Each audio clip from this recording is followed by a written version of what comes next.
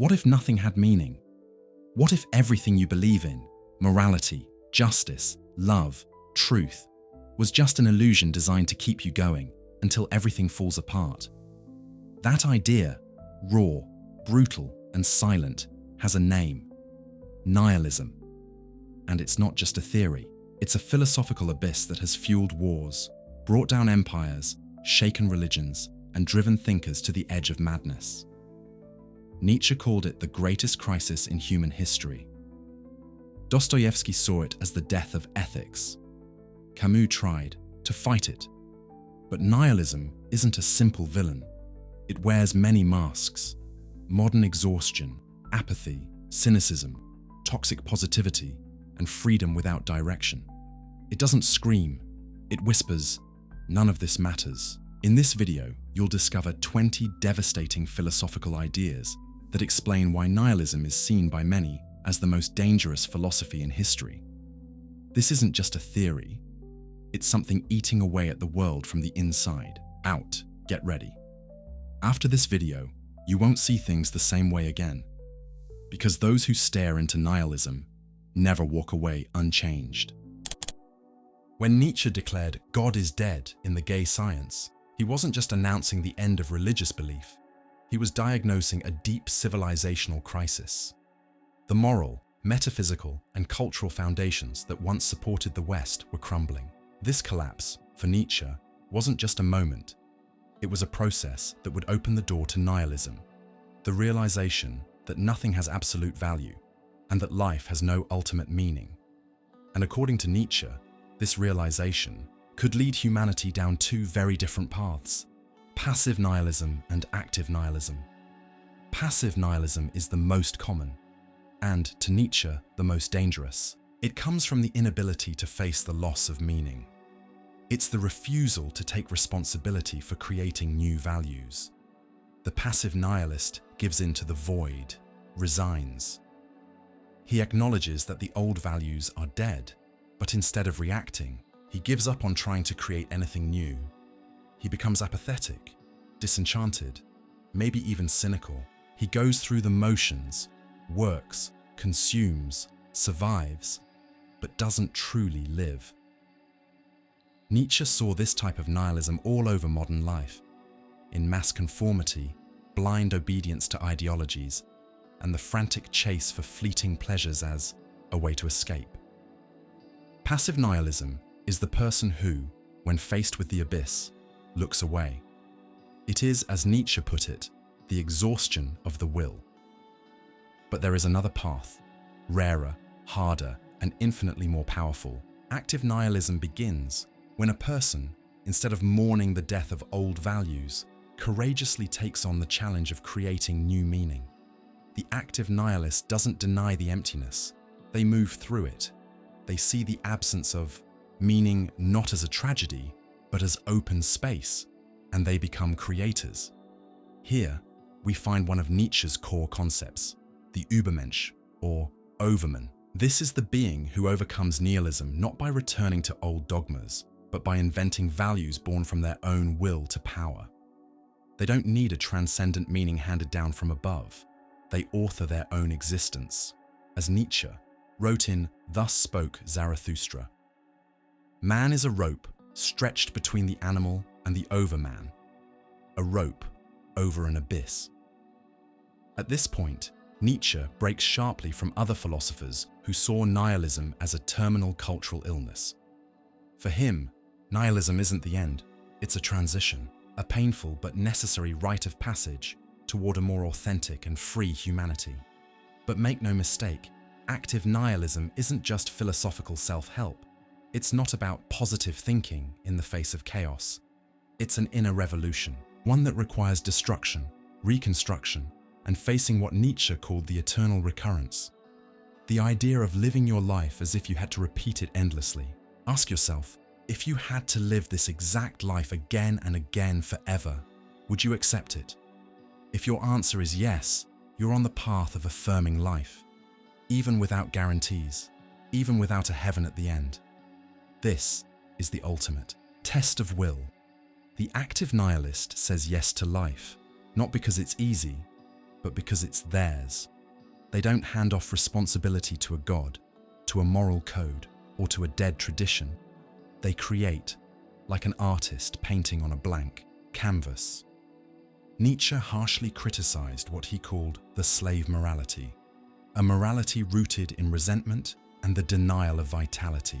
He believed that Christianity, Platonism, and other belief systems that place the value of life in an other world are expressions of passive nihilism. Unable to accept reality as it is, they reject it, try to escape it, try to transcend it. Active nihilism, in contrast, is radical acceptance of life as it is, with all its contradictions. This is why some see Nietzsche as dangerous. After all, saying that all values are human-made can sound like a recipe for total relativism. But that's a shallow reading.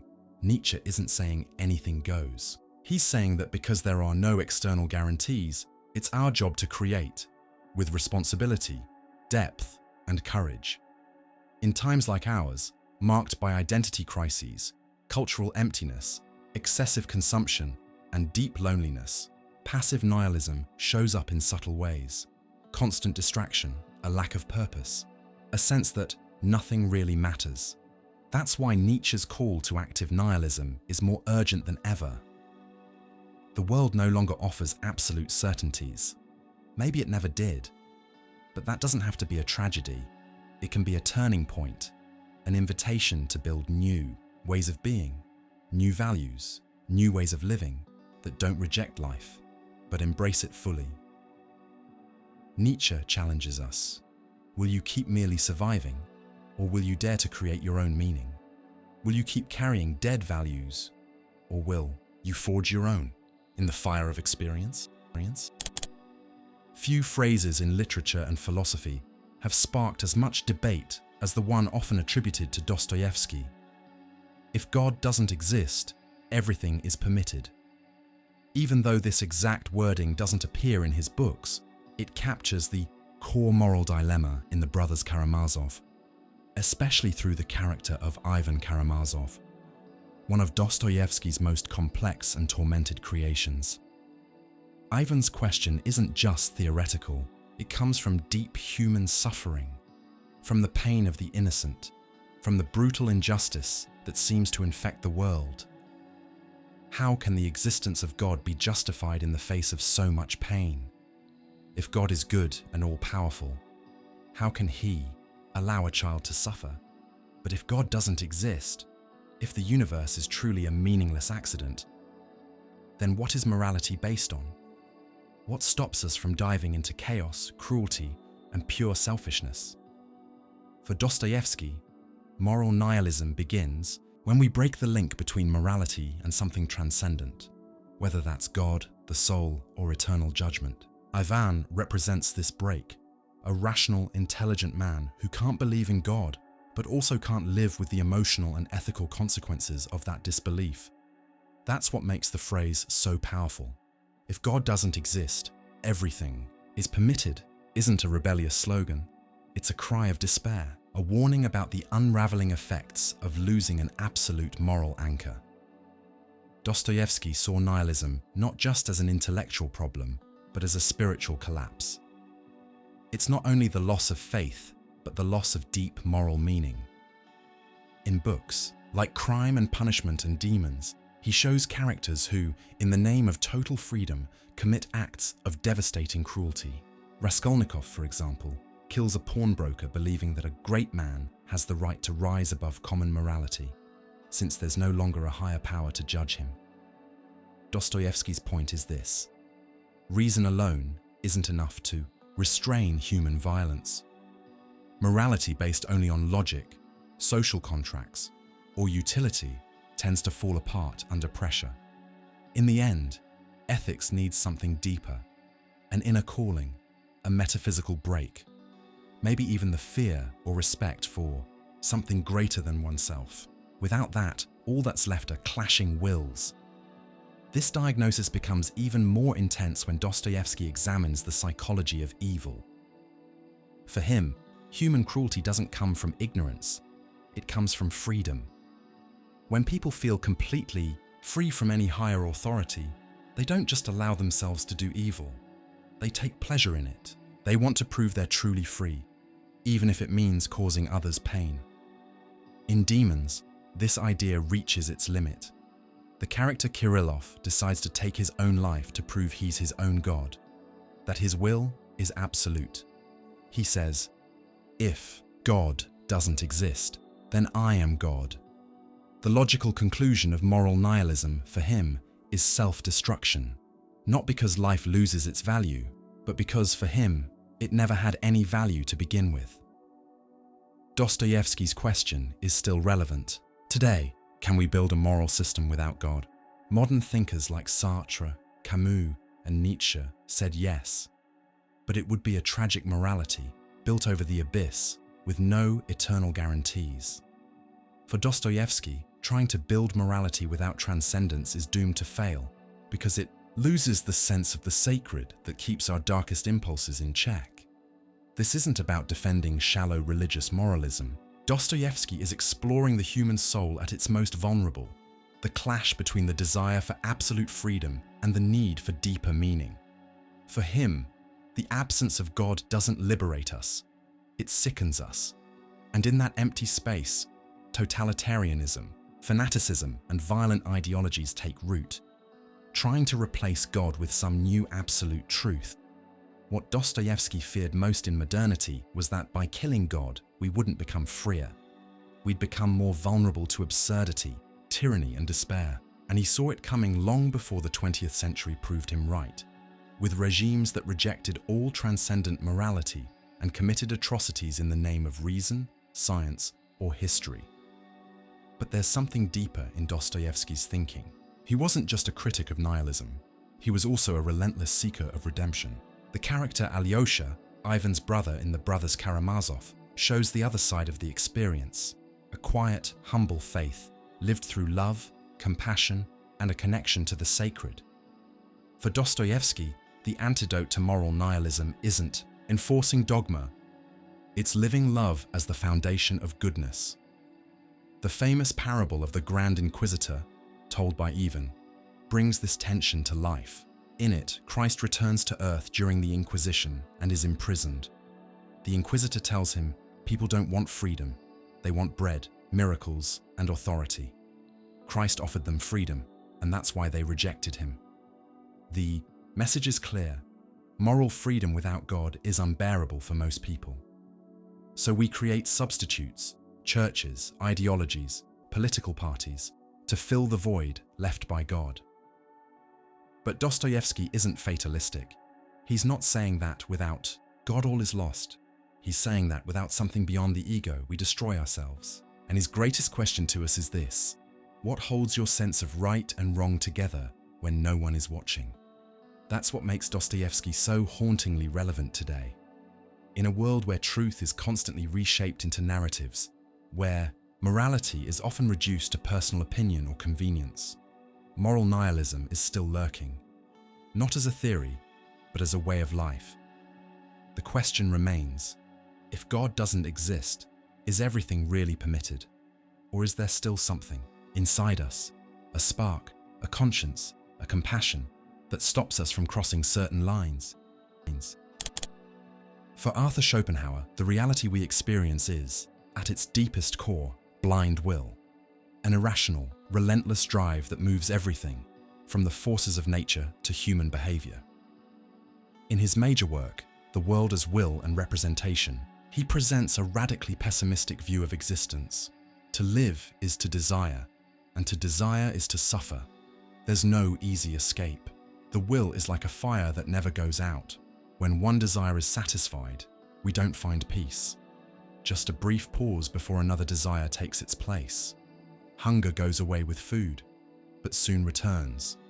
We seek love, security, status, but each achievement becomes unsatisfying as soon as we get it.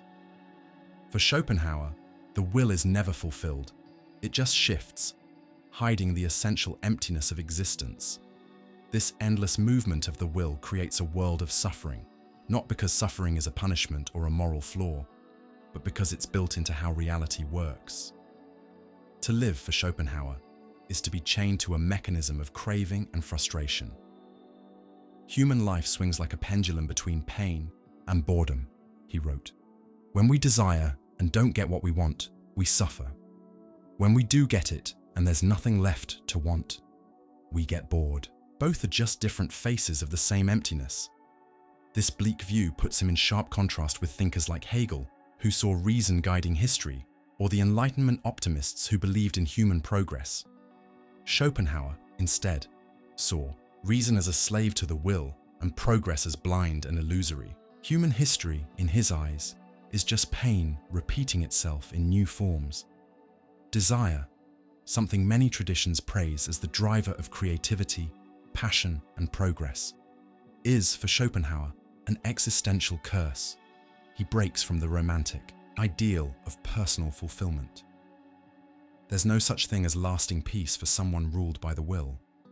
Even moments of pleasure are unstable, short-lived, and often followed by guilt or disappointment. Pleasure, he says, is just a temporary break from pain, and love, it's nothing more than the will's trick to ensure the survival of the species, a biological illusion that traps us even further. At this point, Schopenhauer's philosophy begins to resemble Eastern traditions, especially Buddhism. Both see desire as the root of suffering. But while Buddhism offers spiritual paths to escape that cycle through meditation, compassion, and the pursuit of nirvana, Schopenhauer is far more skeptical. He doesn't believe in collective salvation. For him, the only way to ease life's suffering is through a personal and aesthetic renunciation of the will. This renunciation isn't easy or natural. It requires deep awareness, recognizing the illusion of desire and stepping away from it. According to Schopenhauer, this can happen in three main ways. Aesthetics. When we experience a powerful piece of art, sublime music, or a breathtaking landscape, we stop wanting. If only, for a moment, we don't crave anything. We simply observe. Art, then, becomes a way to suspend suffering, not because it changes reality, but because it pulls us out of it, even if briefly. Compassion.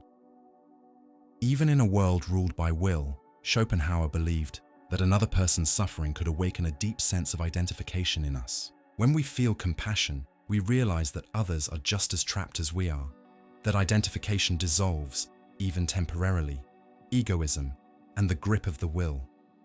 For him, the ethics of compassion is the only true moral path. Denial of the will.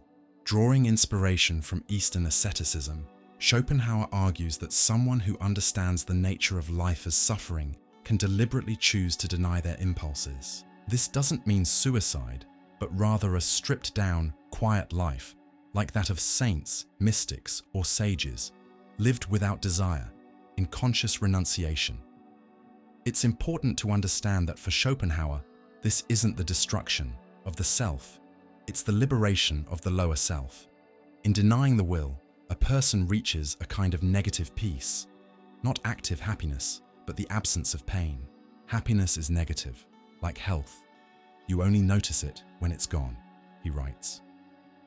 Of course, this view is often criticized as extremely pessimistic, even nihilistic.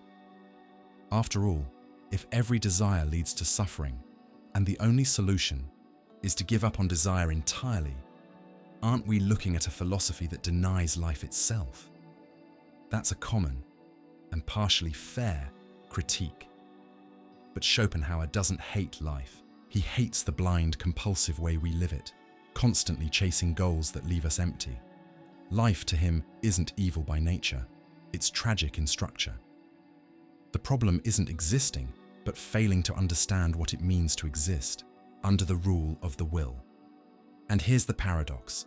The more aware we become, the more we suffer, because we clearly see the endless cycle of craving. Consciousness, which we think could free us, actually becomes our curse, because it forces us to reflect on suffering without being able to escape it. This way of thinking deeply influenced figures like Nietzsche, who first admired Schopenhauer. Before breaking away, Freud, with his theory of unconscious drives, And even writers like Thomas Mann, Kafka, and Beckett, all of them drew from this dark well, the view that existence is a constant, unsolvable tension between wanting and suffering. Schopenhauer's relevance today is striking. We live in a time where desire is constantly fed through social, media, consumerism, and the endless pursuit of success and self-fulfillment. But the more we're told we can have it all, be everything, and live intensely, the more we feel the weight of frustration and meaninglessness. Schopenhauer saw this coming. The bigger the desire, the deeper the suffering. His diagnosis, though harsh, is also a call for clarity, a challenge to look beyond the glow of easy promises. He invites us to face what most try to avoid, the truth that desire is not our salvation, it's our most refined prison. Albert Camus didn't believe life had any kind of transcendent meaning. But unlike nihilists who think that a meaningless life leads to despair or apathy, he offers something radically different, a clear-eyed revolt against the absurd. Instead of giving in to the void, Camus urges us to face it with dignity, with courage, with revolt.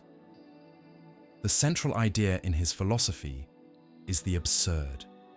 For Camus, the absurd is born from the clash between the human desire for meaning and the silent indifference of the universe. It's the moment when a thinking mind reaches out for coherence and finds no answer. But it's exactly in that space, between longing and silence, that the philosophy of the absurd gains its power. At the start of the myth of Sisyphus, Camus famously writes, "There is only one truly serious philosophical problem: suicide." It's a bold statement, but also a deep question. If life is absurd, is it still worth living? Camus' answer is clear: yes, precisely because it's absurd. By rejecting suicide, Camus proposes a second option: revolt against the absurd. This revolt doesn't deny reality, it fully embraces it, without illusions. Living with the absurd means accepting that life has no ultimate purpose handed down from above, yet still choosing to live fully, with freedom, intensity, and presence. This is an ethical choice. Instead of clinging to fake metaphysical promises, Camus invites us to clarity, to full awareness of our human condition, and this awareness becomes revolt. Camus' revolt doesn't scream at the void expecting a reply. It screams knowing there won't be one. It's the voice of someone who accepts their existence as an act of creation. The most powerful symbol of this philosophy is Sisyphus, the figure from Greek mythology condemned by the gods to endlessly push a boulder up a mountain only to watch it roll back down again. A cruel, repetitive punishment with no final goal. But Camus flips the myth on its head.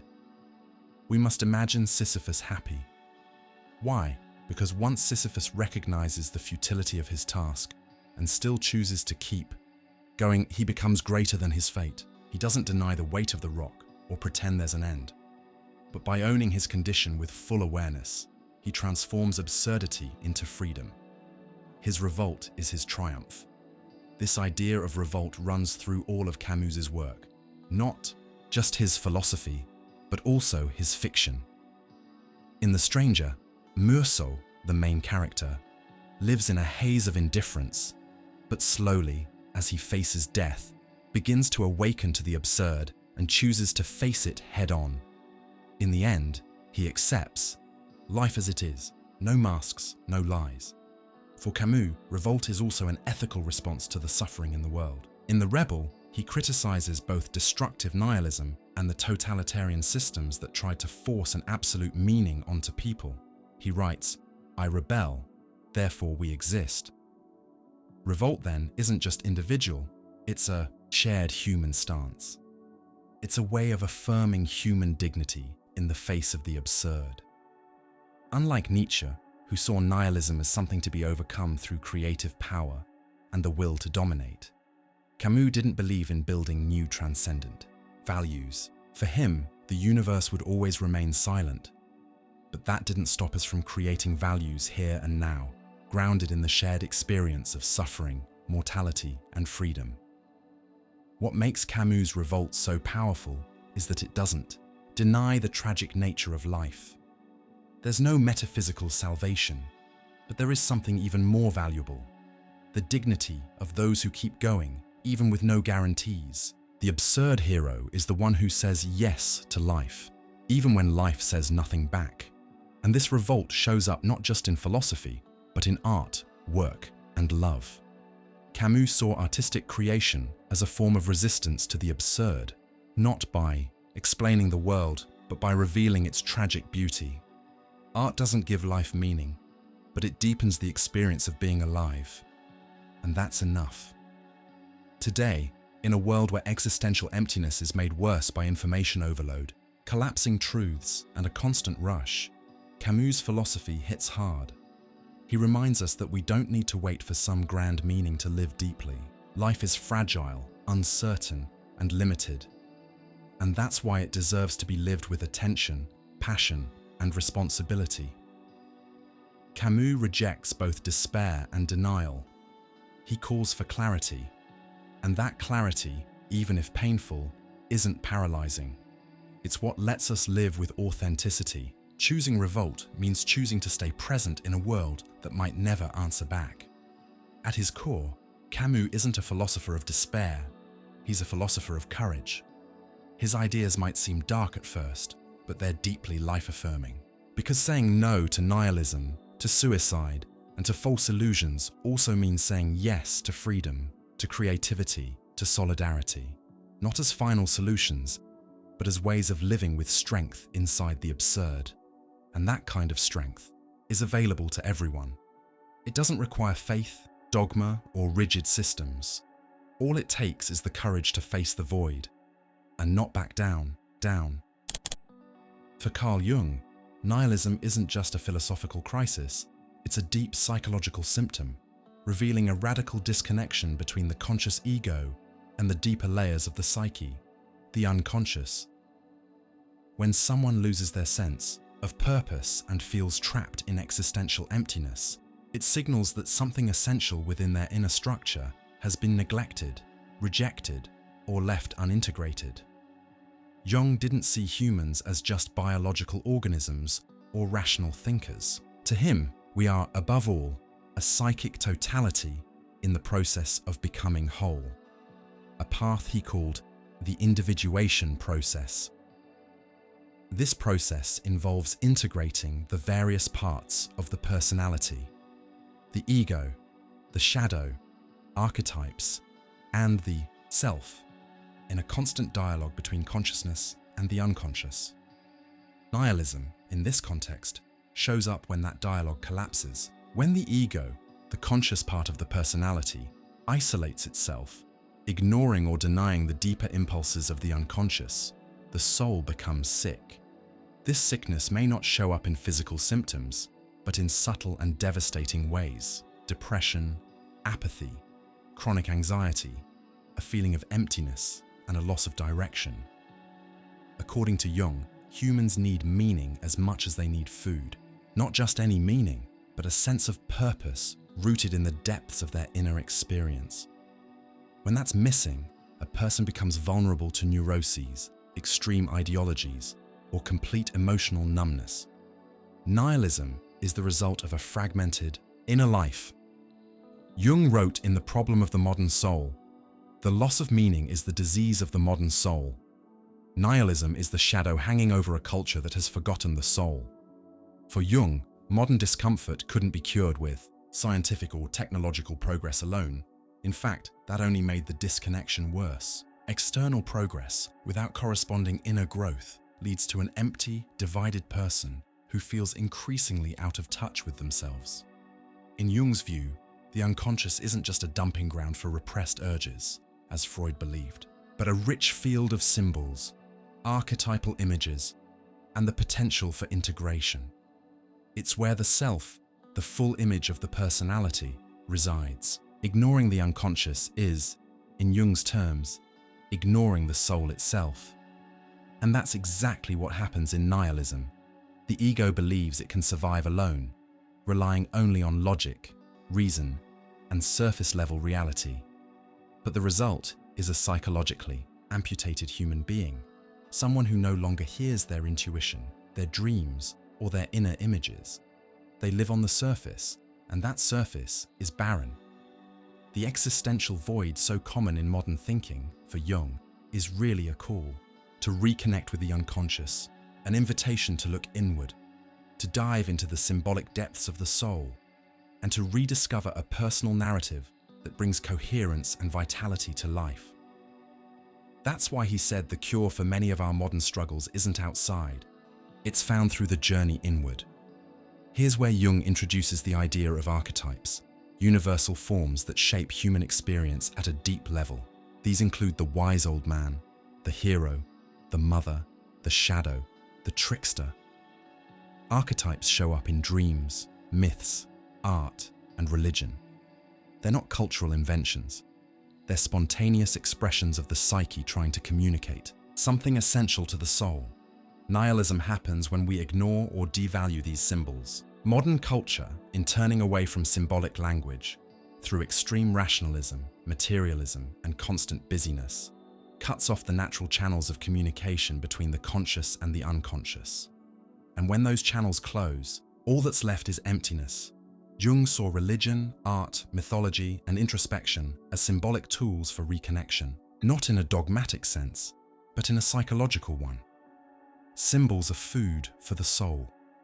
And when the soul is starved of that nourishment, it gets sick. He said, "People don't become enlightened by imagining figures of light, but by making the darkness conscious." The darkness here isn't evil. It's the rejected part of ourselves, the side that hasn't been integrated.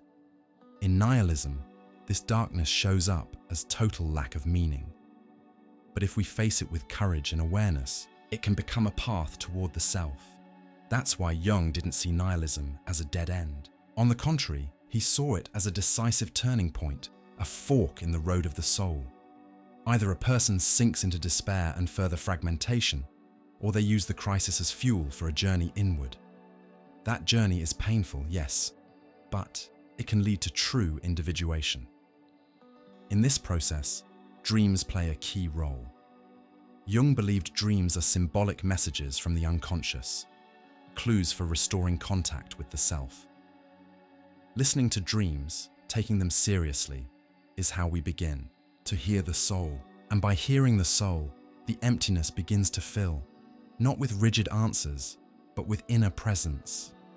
In today's world, obsessed with productivity, comparison, and distraction, Jung's message is almost rebellious.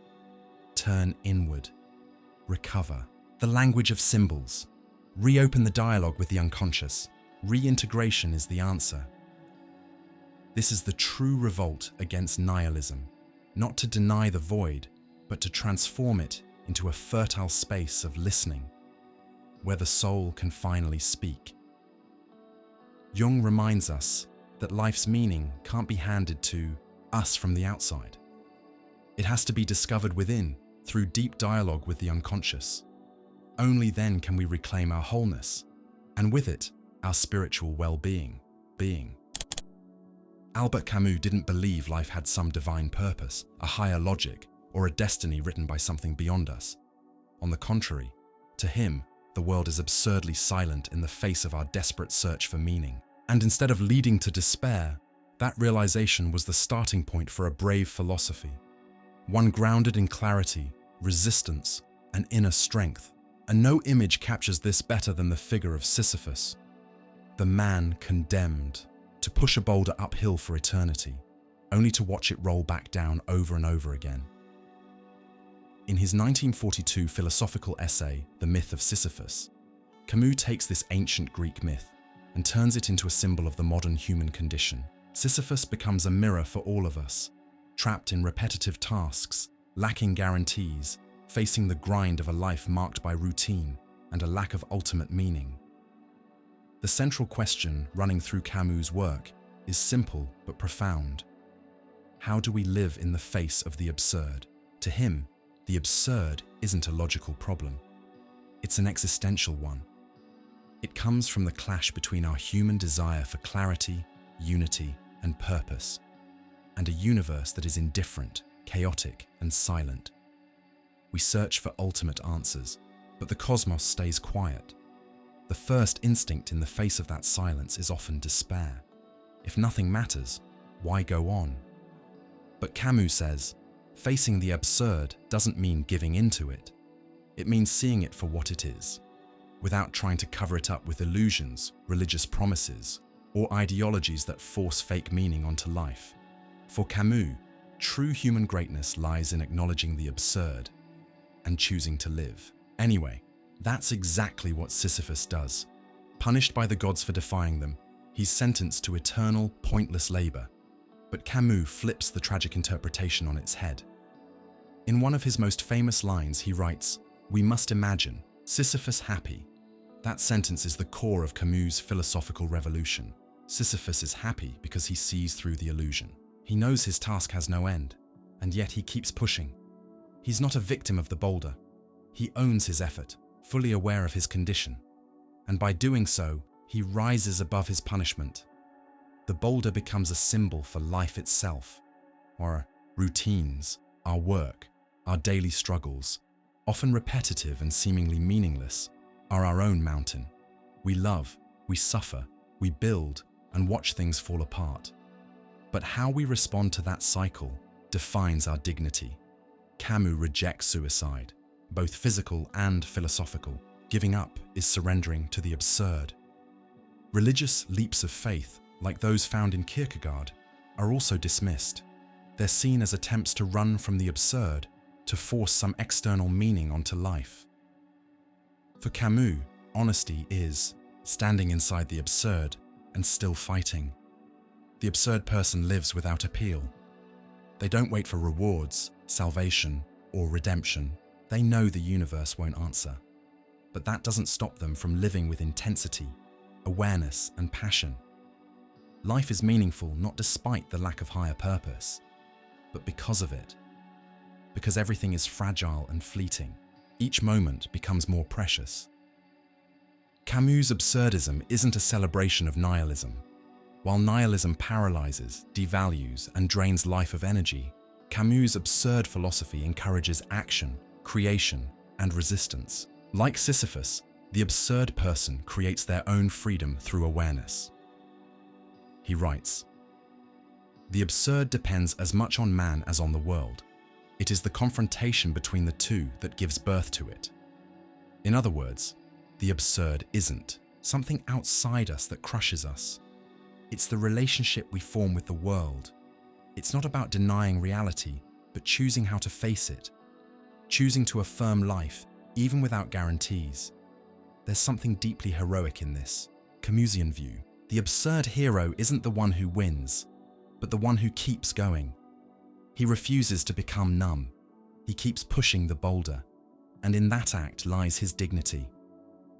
Camus believed this approach applied to everything: art, work, love, justice. Even knowing life has no ultimate meaning, we can live as if it does, not out of denial, but as a conscious choice. Live as if love were eternal, even knowing it's not. Work as if your efforts were lasting, even knowing they'll fade.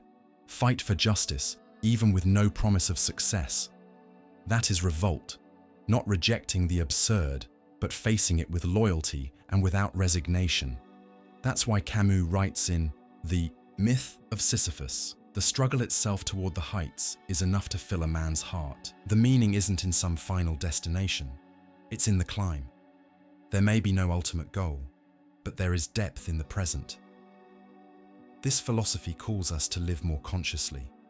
Instead of chasing easy answers or pre-made happiness, formulas, it invites us to something harder, but more human. Active lucidity. The boulder is real, the path is steep, the exhaustion is there, but the act of continuing, of not backing down, of resisting, is a radical expression of freedom and greatness. Søren Kierkegaard is often seen as the father of existentialism, but his core concern was deeply spiritual. In a century where reason was praised as the ultimate solution and God was being questioned, Kierkegaard saw a deeper crisis emerging. the despair of human existence when it's disconnected from the eternal.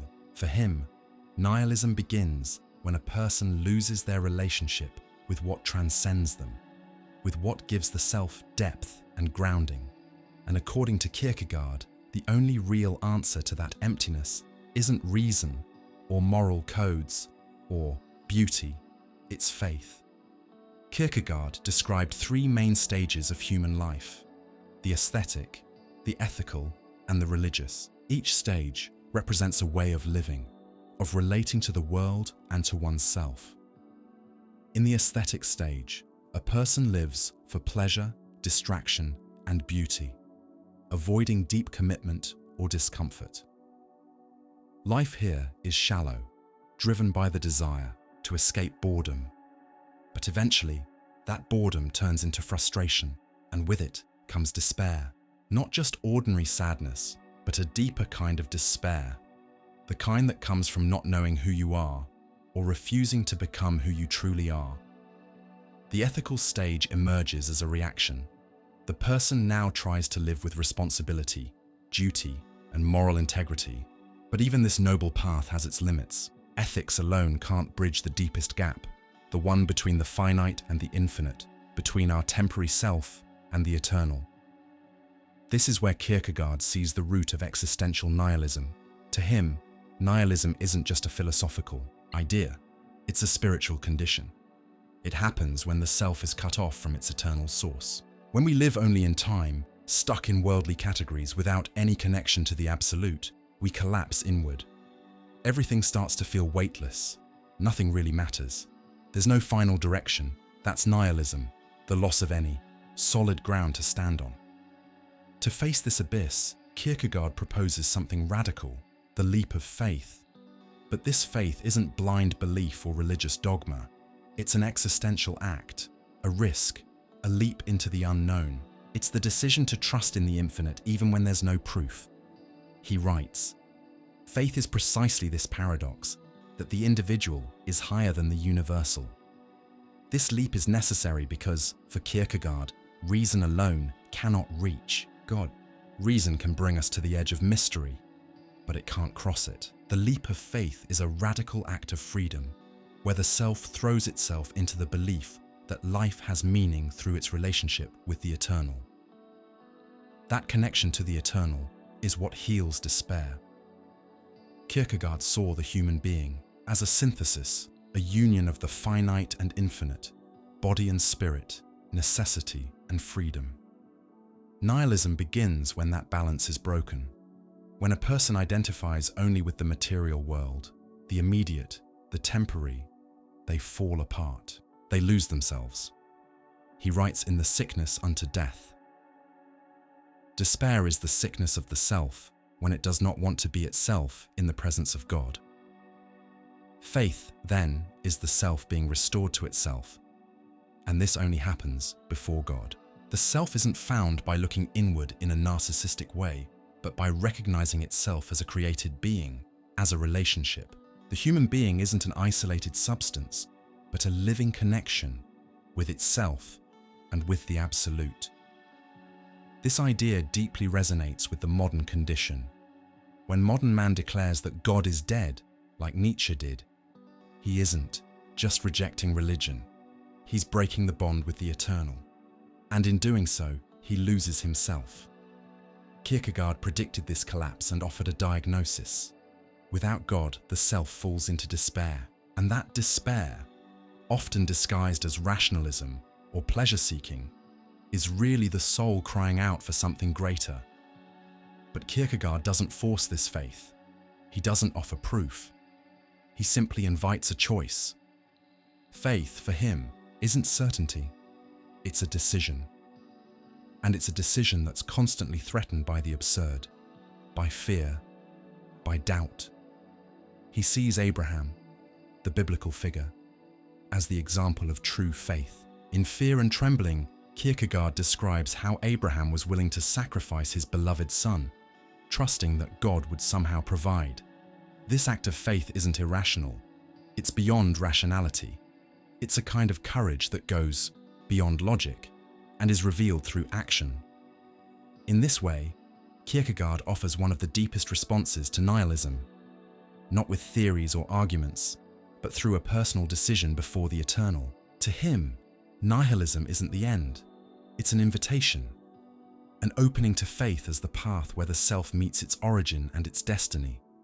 This doesn't take away suffering. It doesn't fix every problem, but it gives suffering a horizon. It gives life a foundation. It gives meaning to the absurd, not by explaining it away, but by embracing it through our relationship with the infinite. For Martin Heidegger, nihilism isn't just a crisis of values, a personal loss of meaning, or a moral issue. To him, nihilism is something deeper, something structural. It's the forgetting of being. According to Heidegger, we live in an age where being has been reduced to things, objects we can manipulate, measure, and control. He calls this process technical nihilism, a way of thinking and living that flattens existence, turning everything into resources, tools, or means to an end. Heidegger isn't calling for a return to mysticism, nor is he completely rejecting technology. His critique is philosophical. Modern technology isn't just a collection of machines, it's a mindset. And that mindset is deeply nihilistic because it ignores the depth of being, seeing everything, including human beings, as useful, disposable, and functional. This concern is at the heart of his major work, Being and Time, 1927, where Heidegger tries to revive the most fundamental question of philosophy. What does it mean to be? He points out that since the time of Plato and Aristotle, Western philosophy focused on what things are, but forgot to ask what it means to exist. This forgetting, he argues, has led to an increasingly shallow view of reality. In modern times, this forgetfulness becomes even more serious. As science and technology advance, everything becomes measurable. We no longer pause to reflect on the essence of things. We just use them. The world loses its symbolic richness and turns into storage, data, raw material. Even human beings are reduced to human resources, judged by productivity, efficiency, and usefulness. Heidegger sees this as an existential danger. When being is reduced to usefulness, humans lose the ability to poetically dwell in the world. We become alienated from the depth of our own existence, too busy to ask the deeper questions. So, technical nihilism isn't about the absence of values, but rather the replacement of all values with a logic of performance, calculation, and control. This utilitarian view distances us from what Heidegger calls the original experience of wonder. The awe that something exists at all, when it could just as easily not exist. The mystery of being is that it gives itself, reveals itself, hides itself. And this rhythm requires listening, silence, attention. But our technological world is loud, impatient, and frantic. It can't handle mystery. It only accepts what can be explained and exploited. Heidegger reintroduces the ancient Greek term aletheia, meaning unconcealment, as a key to understanding being. Being isn't something we own or define. It's something that reveals itself and also hides itself. Human existence, Dasein, is the space where being can show up, and it's through this openness that being becomes present. But when Dasein closes off, when we live stuck in routines, distracted by usefulness, being stops shining. All that's left is a world where everything works, but nothing truly is.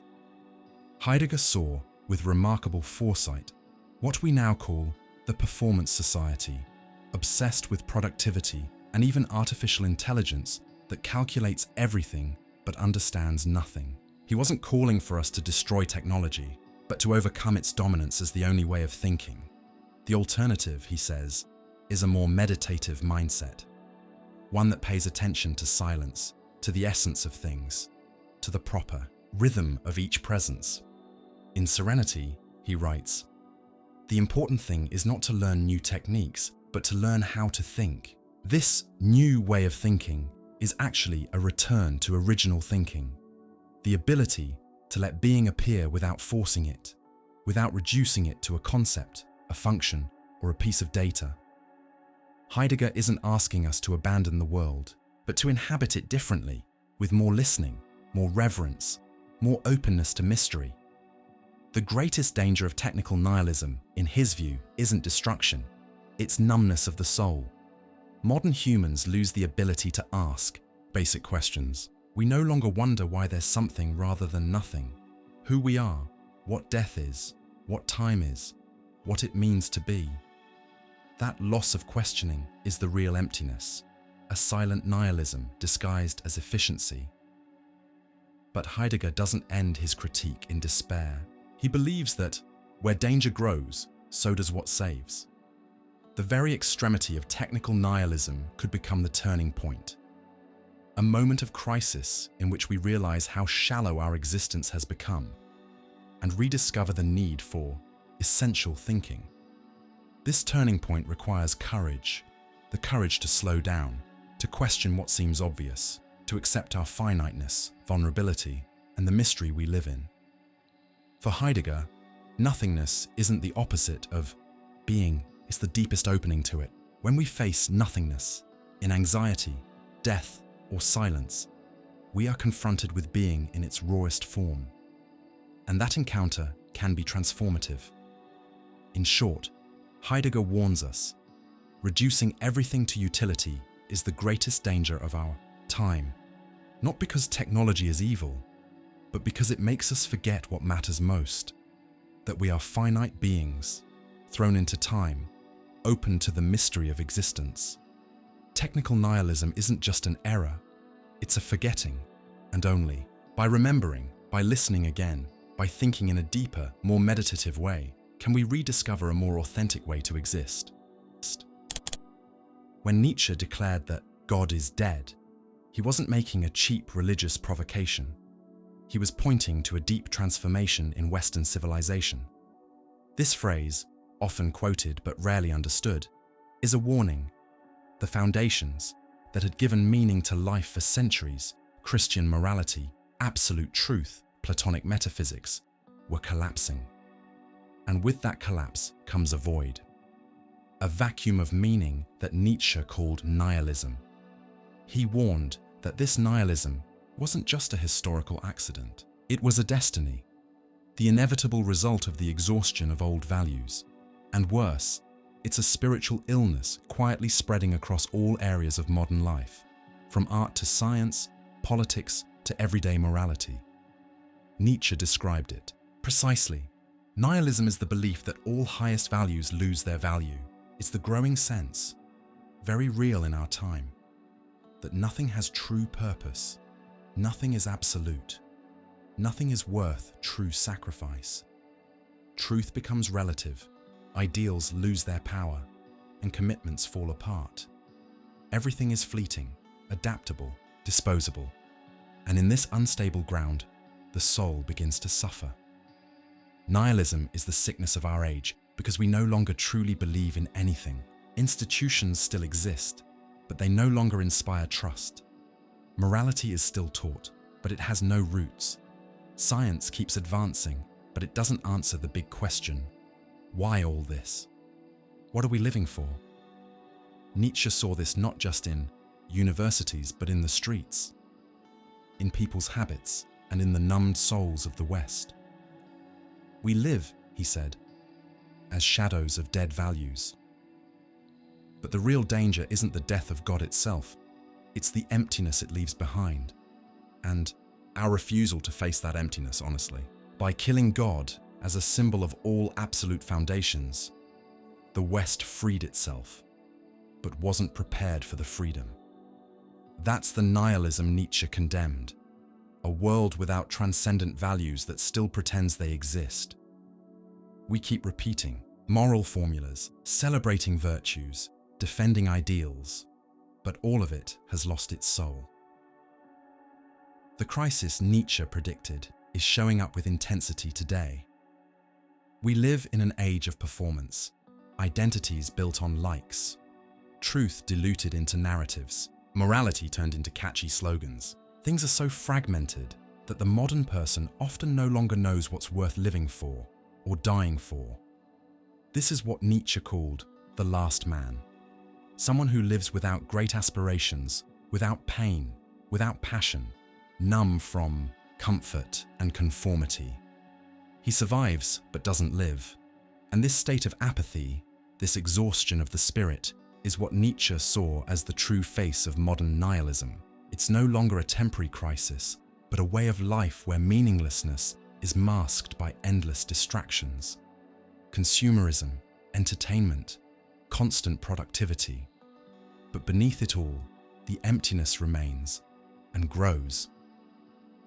Nietzsche insisted that we can't overcome nihilism with illusions. Trying to replace God with secular morality, science, or technological progress doesn't solve the problem. It just postpones it. Science can explain the how, but not the why. Technology can fix things, but it doesn't ease the existential pain. The real challenge, Nietzsche said, is to look directly into the abyss of nihilism and stay conscious. It forces us to question what really holds up our beliefs, our values, our actions. And here, he delivers a brutal critique of Western culture. We were trained to follow inherited values, not to create them. We were taught to obey, to fear, to avoid chaos, not to live in chaos and build from it. But Nietzsche didn't celebrate nihilism. He saw it as a spiritual catastrophe, a poison that paralyzes and dissolves. Yet he also saw it as a turning point. Before something new can emerge, the old must die completely. Nihilism is the fever of a sick civilization, but it's also a sign that the soul is craving something different. He wrote, "One must still have chaos in oneself to give birth to a dancing star. That chaos, that confusion, that loss of old certainties is what we're living through now. But the dancing star, the new values, the new way of living with intensity and truth, has yet to be born." So Nietzsche's thought remains an uncomfortable wake-up call. We live surrounded by beliefs and customs, but how many of them would survive if truly questioned? How many are alive, and how many are just corpses we keep dragging out of habit? Nietzsche saw nihilism as the spiritual state of a world that had lost its gods and hadn't yet dared to reinvent itself. And maybe, just maybe, we're still stuck in that limbo, waiting for someone to tell us what it really means to live, to be, to matter. For Jean-Paul Sartre, nihilism isn't just a vague feeling of emptiness or a historical result of the collapse of traditional values. The most dangerous form of nihilism, he believed, is an escape from freedom, a refusal to accept the existential responsibility we all carry by being born into a world without pre-existing meaning. At the core of Sartre's philosophy is a provocative idea. There's no fixed human nature, no essence given by God, society, or biology. Human beings are, above all, free. This radical freedom, the freedom to create our own meaning, our own values, our own lives, is both the greatest gift and the heaviest burden we carry. Sartre famously summed this up with the phrase, "Existence precedes essence." We are not born with a purpose. We exist first, and only then decide who we are going to be. And that's where the full weight of responsibility kicks in. We are what we make of ourselves. But as liberating as that idea may seem, it also creates anxiety. If nothing is predetermined, if there's no absolute guide, then every choice falls on us. Every decision is a declaration of value, not just for ourselves, but for all of humanity. When we choose, we're saying, this is what matters. We are free, and because of that, we are condemned. Condemned to choose, to commit, to live without excuses. That's the price of freedom, and this is where passive nihilism enters. The picture, a mindset that Sartre harshly criticizes. Faced with radical freedom, some people choose not to choose. The passive nihilist is someone who, standing before the meaninglessness of existence, shuts down. They stop trying to create meaning and take refuge in apathy, conformity, or indifference. Not because the world forces them to, but because they refuse to accept their own freedom. Sartre rejected this kind of nihilism completely. For him, when someone says nothing matters, what they're really doing is avoiding the responsibility of making something matter. It's easier to claim that everything is meaningless than to face the pressure of building a meaningful life. Passive nihilism, then, is a subtle form of bad faith, a self-deception where someone pretends they have no choice, when in fact they are choosing to check out. Bad faith is a key concept in Sartre's thought. It happens when someone hides from their own freedom by pretending they're just a product of their environment, a victim of circumstances, or just a spectator in life. But there's no escape. Even refusing to choose is still a choice, and that refusal to take ownership of your life turns freedom into anxiety, and anxiety into paralysis. Sartre's answer to this passive nihilism is bold and demanding: engagement. When a person realizes that life has no built-in meaning, they must commit themselves to creating values.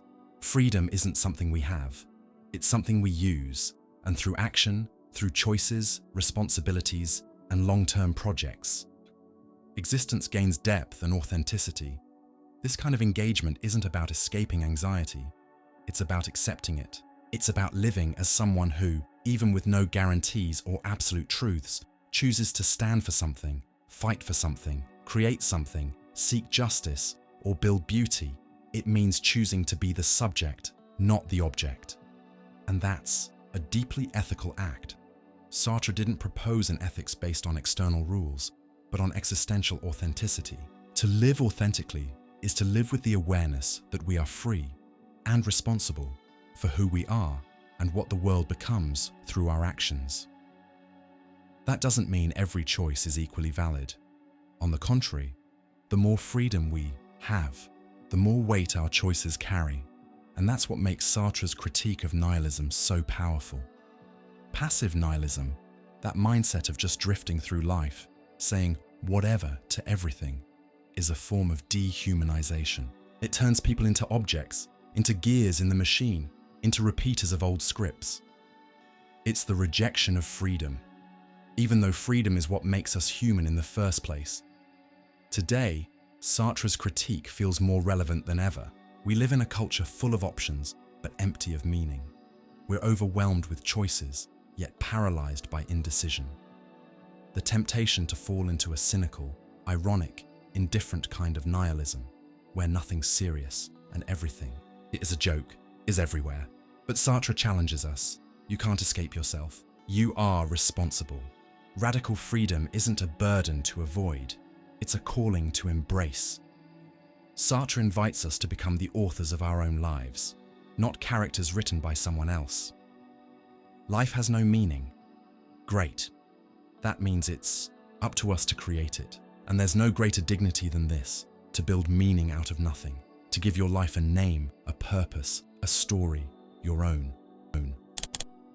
Viktor Frankl, Austrian psychiatrist, Holocaust survivor, and founder of logotherapy, didn't see nihilism as just an abstract philosophical theory. To him, it was a devastating clinical reality, a silent epidemic, and the spiritual illness of the modern world. Frankl noticed that even outside of concentration camps, people were suffering on the inside. They had everything they needed to live: comfort, health, freedom, but didn't know why they should live. That, to him, was the symptom of existential emptiness. In his most famous book, Man's Search for Meaning, Frankl writes, "Life is never made unbearable by circumstances, but only by lack of meaning and purpose." This sentence sums up his critique of modern nihilism. When a person loses the sense that their life has a unique and irreplaceable meaning, the soul gets sick, and that illness, though invisible, can eat away at someone from the inside out. According to Frankl, nihilism kills the spirit before it kills the body. It shows up as apathy, depression, despair, aggression, or chronic boredom. Instead of searching for fulfillment, people sink into temporary distractions that numb the emptiness. Drugs, shopping, pleasure-seeking, or blind conformity. But the more they run from the emptiness, the bigger it becomes. Frankl saw this clearly in his therapy sessions. Patients with no major trauma, yet deeply wounded inside, because they couldn't answer the most basic question: why am I alive? The 20th century, filled with world wars, genocide, ideological collapse, and identity crises, was, for Frankl, a laboratory of human despair, and his diagnosis was clear. Nihilism isn't just a result of modern life. It's its deepest symptom: the loss of transcendent values, the decline of faith, the depersonalization of science, the pace of technology. All of this led to what he called neugenic neurosis, a spiritual crisis at the core of human existence. Unlike Freud, who saw humans driven by the pursuit of pleasure, or Adler, who emphasized the will to power, Frankl argued that the deepest human drive is the will to meaning. Humans can't live on instinct or success alone. They need to believe their life matters, and that sense of value can't come from outside, from rigid systems or imposed beliefs. It has to be discovered and embraced with responsibility. Nihilism, then, isn't just a loss of faith. It's a loss of inner listening. In the noise of modern life, the individual has forgotten how to hear themselves. Frankl warned, "Life asks us a question in every moment, and we must respond." And that's the response many people avoid. It's easier to say life has no meaning, that everything is relative or pointless, than to commit to living with real purpose. Here, Frankl's view overlaps with Jean-Paul Sartre's. Both believed in radical freedom, but while Sartre focused on the burden and creative aspect of freedom, Frankl added a spiritual and ethical dimension. For Frankl, freedom only has value when it comes with responsibility, and responsibility only makes sense if life has meaning, beyond the ego. During his time in concentration camps, Frankl saw people dying from hunger, cold, and humiliation, but also others in the same conditions who found the strength to keep going. What set them apart? It wasn't physical strength, it was the spirit. Those who could find meaning in their suffering by thinking of someone they loved, preserving their dignity, or helping others, had a better chance of surviving. This led him to a powerful truth.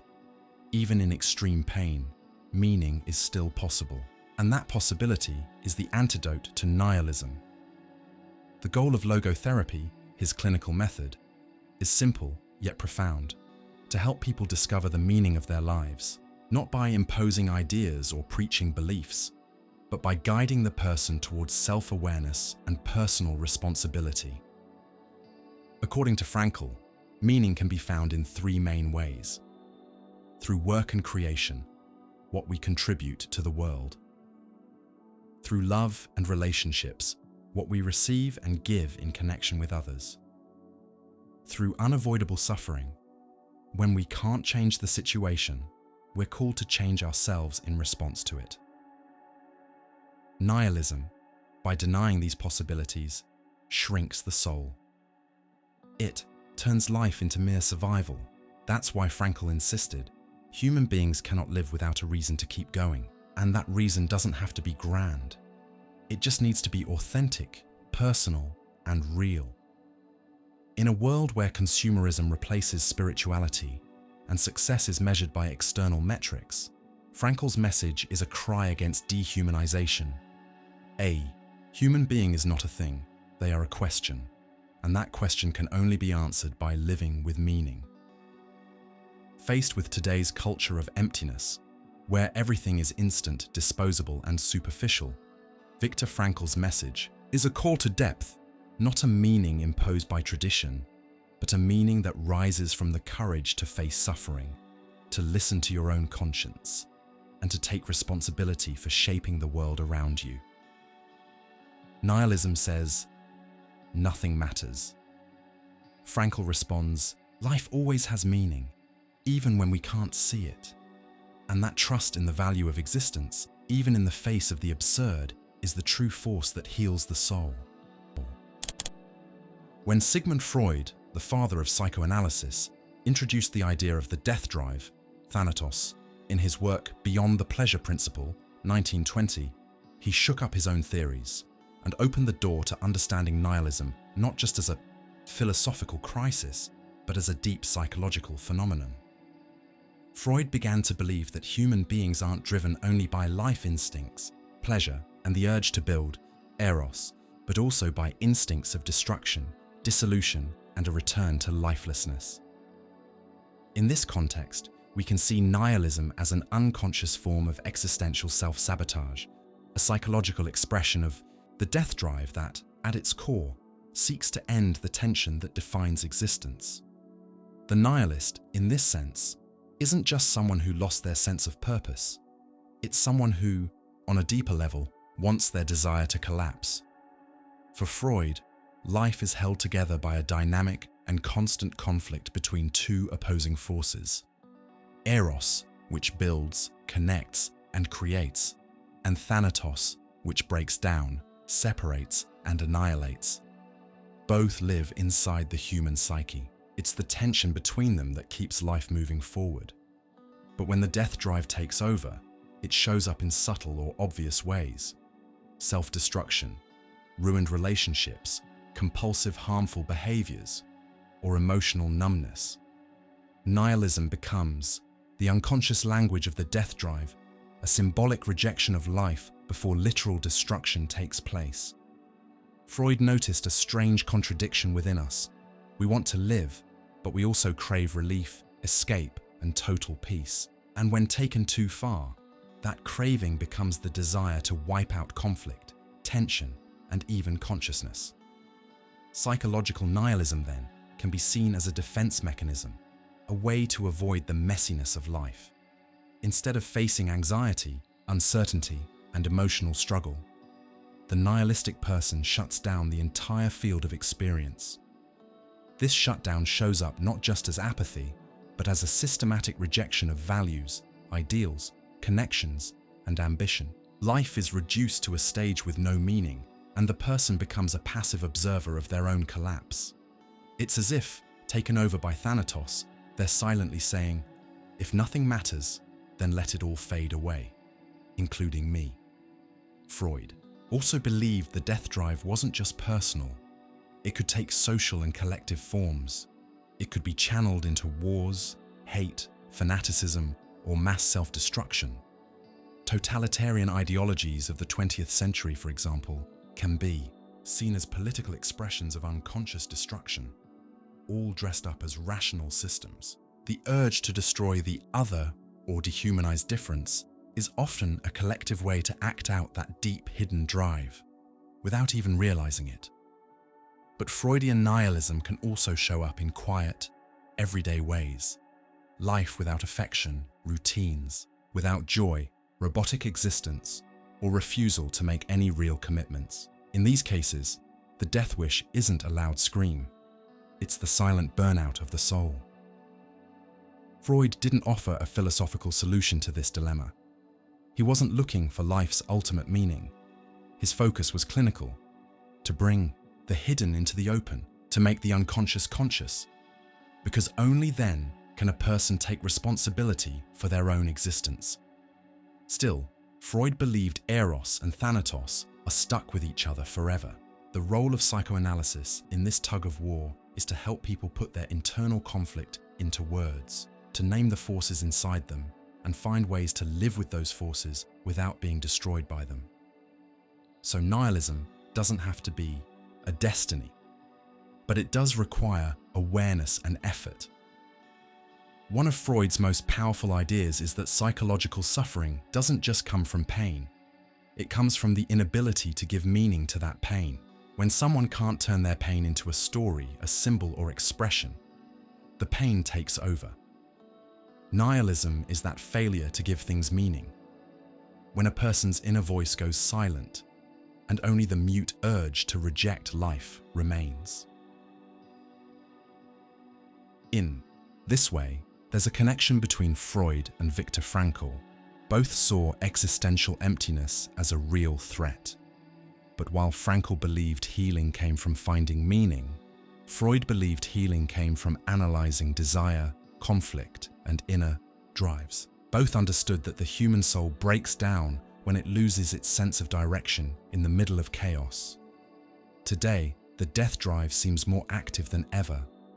Anxiety, depression, rising violence, destructive habits, shallow relationships, all of these can be seen as modern symptoms of a deeper discomfort, a quiet, often unconscious refusal to keep dealing with the pressure that life demands.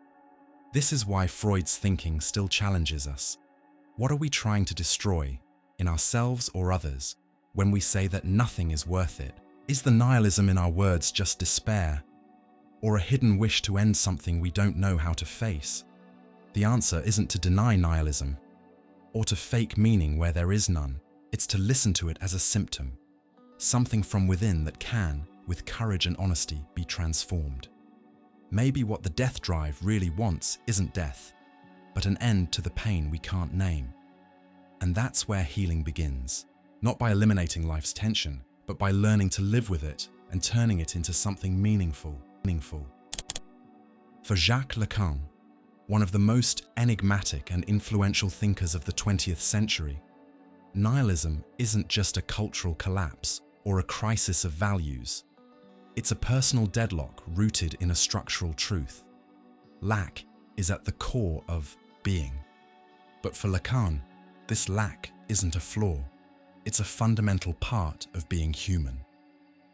The real issue begins when we try to escape this emptiness, trying to fill it with objects, ideologies, or promises of wholeness. That refusal to face the void is where modern nihilism is born. Unlike animals, guided by instinct, humans are born incomplete. We don't arrive ready. Our identity forms through language, a symbolic system that already existed before we were born. It's within this system that we build our sense of self. And that's also where we experience the split between who we are and who we wish we were. Lacan calls this split the lack of being, manque à être. This lack isn't a mistake to fix, it's structural. To be human is to be incomplete. Desire is born from that absence. We want because we're missing something. And that something is never fully reachable. We can satisfy needs, sure, but desire, it always slips away, moving from one object to the next. This is where Lacan offers an indirect critique of nihilism. When someone can't tolerate this endless longing, when they demand total satisfaction, absolute meaning, or permanent fulfillment, they find themselves at the edge of the abyss. Lacan breaks human experience into three key dimensions: the imaginary, the symbolic, and the real. Each one helps us understand why, for Lacan, nihilism isn't about the absence of meaning itself, but about our inability to face the truth about desire and lack. In the imaginary, we build our ideal image of the self, a version of us that feels whole, perfect, complete. This starts with the mirror stage, when a child sees their reflection and believes that image is truly them. But that image is fiction. It hides the chaos inside, the misalignment between body and language, between desire and reality. In the symbolic, we enter the world of language, culture, and social rules. Here, we become social beings, but at a cost. We lose the sense of pure, immediate experience. We become divided, what Lacan calls the barred subject. This inner split defines us. We are never fully what we claim to be.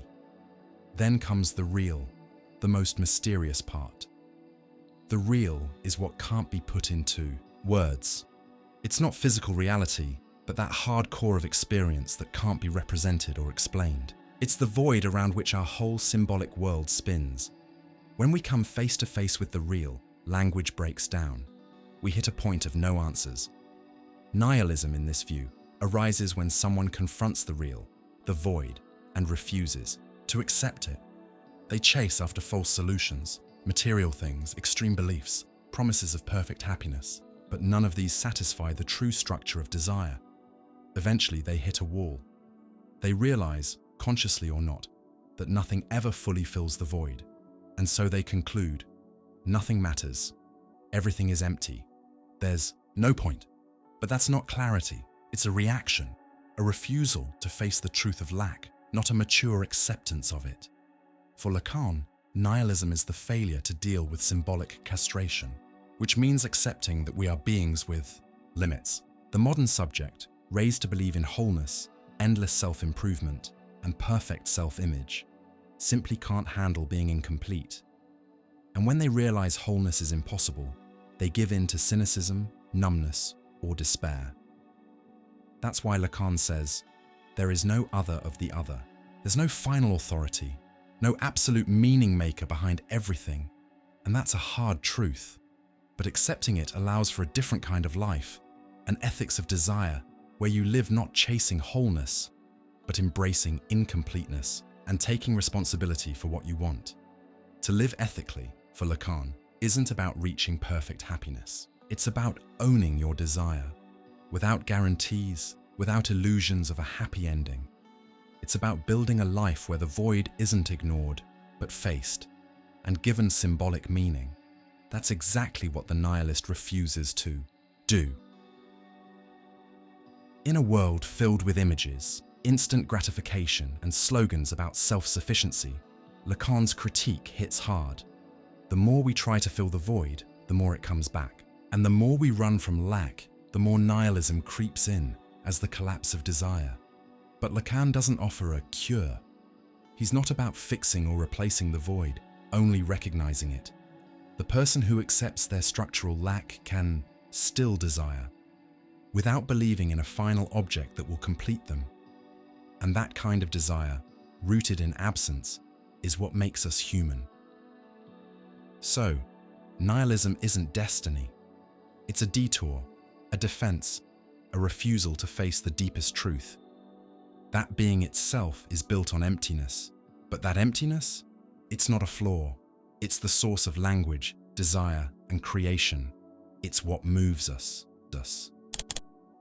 Michel Foucault didn't approach nihilism through the lens of existential philosophy, as a personal feeling of emptiness or a loss of meaning. Instead, his analysis was deeply critical and historical. For Foucault, nihilism is a political and historical effect, a product of how power operates in modern societies. In works like Discipline and Punish and The History of Sexuality, Foucault shows that modern nihilism doesn't just come from the death of God or the collapse of traditional values. It's manufactured by the very structures of power that claim to free us.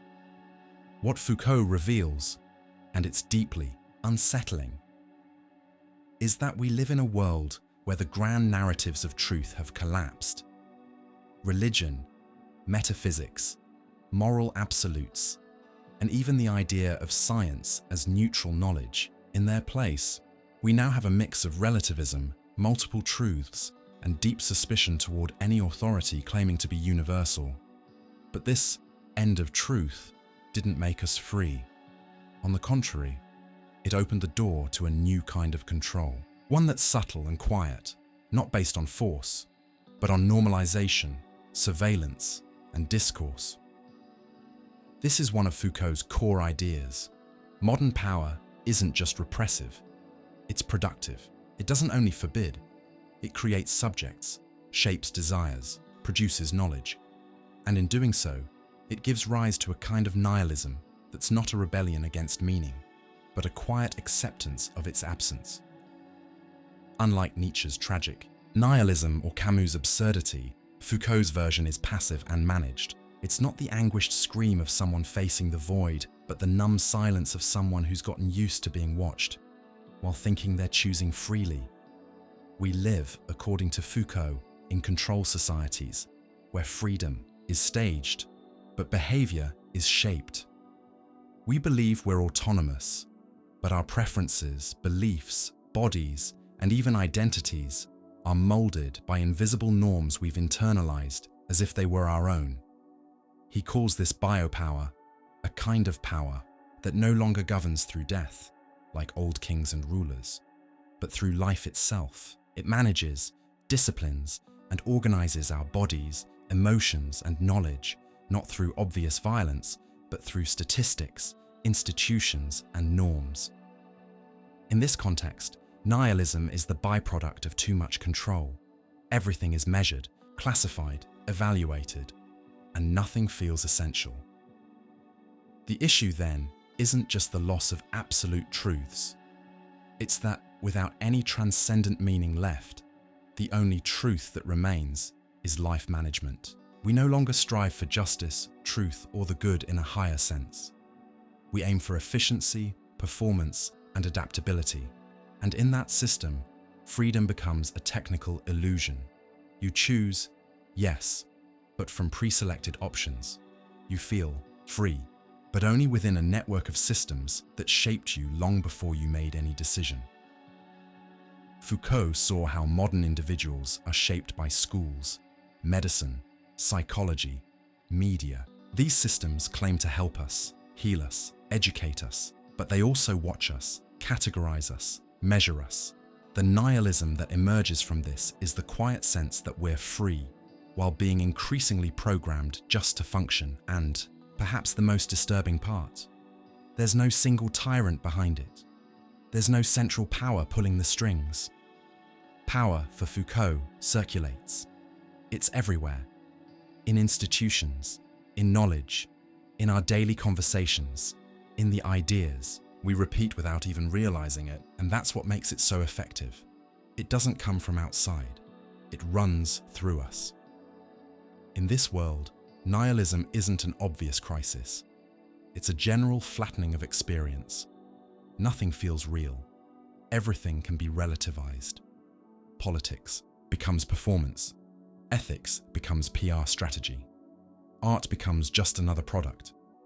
And the individual, lost among endless identities and narratives, no longer knows who they are, but still functions. This is the darkest face of modern nihilism. It doesn't stop life, it empties it. Foucault doesn't offer easy answers, but his critique opens a door. Becoming aware of how we've been shaped, questioning the knowledge that defines us, resisting the norms that silently govern us. This resistance isn't loud or heroic. It happens in small acts, disruptions, disobedience, reclaiming our bodies and our words. Freedom, in this context, isn't something we're given. It's something we build, and it's only possible when we realize that truth isn't something to find, it's something to fight over. Foucault's critique of nihilism is also a call. Destroying imposed truths doesn't mean falling into the void. It means making room for new ways to speak, to live, to exist. But that takes courage, because it's easier to give in to the machine of performance and conformity than to face the discomfort of truly becoming yourself. The nihilism produced by power is the numbness of the critical soul, and only lucidity can reignite the fundamental question: what kind of life is worth living, and for whom? For Hannah Arendt, one of the most important thinkers of the 20th century, nihilism isn't just a personal or philosophical issue. It's a real historical and political condition with devastating consequences. In her work, The Origins of Totalitarianism, 1951, Arendt shows how a deep cultural and societal loss of meaning, triggered by crises in values, institutions, and belonging, can prepare the ground for totalitarian regimes. In other words, social and cultural nihilism isn't neutral, it's fertile ground for authoritarianism. Arendt believed modernity created a spiritual and political void. With the collapse of religious and metaphysical narratives, the breakdown of trust in traditional institutions, and the rise of technology as the new dominant language, people became unanchored, disconnected, and isolated. This collective disorientation, the feeling that nothing is solid anymore, that nothing matters, is what she identified as a historical form of nihilism. And rather than leading to freedom, as some had hoped, this emptiness opens the door to new forms of domination. Arendt insists that totalitarianism doesn't grow out of too much belief, but from a loss of faith in a shared world. It's the collapse of public space, common language, and authentic political action that allows for the rise of radical ideologies and charismatic leaders who promise to restore order, even if it's through terror. When people stop believing in anything, together they become vulnerable to anything that fills that void, no matter how destructive it is. That's a key point in her critique. Totalitarianism, unlike traditional dictatorships, doesn't just suppress, it reconstructs reality itself. It breaks social bonds, isolates individuals, replaces facts with ideological fiction, and destroys the space for political debate. The result is what Arendt calls the death of political action. Humans stop being agents of change and become functionaries of an ideological machine. This radical depoliticization, the direct result of collective nihilism, is what Arendt fears even more than traditional tyranny. Because when someone loses their place in the world, their public voice, their sense of belonging to a political community, they stop acting. And where there's no action, there's no politics, only administration, control, and obedience. Arendt witnessed this firsthand. For her, the rise of Nazism and Stalinism were nihilistic reactions to fragmented, humiliated, and hopeless societies. The masses, disconnected from real political structures and disillusioned with 19th century ideals, sought identity and security in totalizing ideologies. And these ideologies didn't present themselves as political theories. They came as complete visions of reality, offering absolute certainty in a time of total uncertainty. So, nihilism becomes the precondition for totalitarianism, not because it leads directly to terror, but because it erodes the psychological, moral, and institutional defenses that would otherwise resist it. As Arendt puts it, the greatest danger is not rebellion against order, but indifference to the absence of order. That kind of political indifference for her is the clearest sign of modern nihilism, and it's not limited to the 20th century. Arendt saw clearly that the contemporary world, overloaded with information, extreme relativism, and ongoing crises of authority, could fall once again into the trap of authoritarian solutions if public space is abandoned. That's why her critique of nihilism is inseparable from her passionate defense of politics, not as domination or bureaucracy, but as a space of freedom, diversity, and collective action. To Arendt, real politics is not about control. It's about the meeting of free citizens, debating, disagreeing, and building a shared world. That shared world, where words matter, facts are respected, and people are seen as agents, is the opposite of nihilism, and also the opposite of totalitarianism. When that world disappears, words lose meaning, facts become negotiable, and people retreat into themselves. Political language is hollowed out and replaced with slogans, manipulation, and hate speech, and suddenly, the stage is set for the savior to appear, promising to restore lost greatness, eliminate enemies, and impose a new order without dialogue, without nuance, without politics. But Arendt wasn't a pessimist.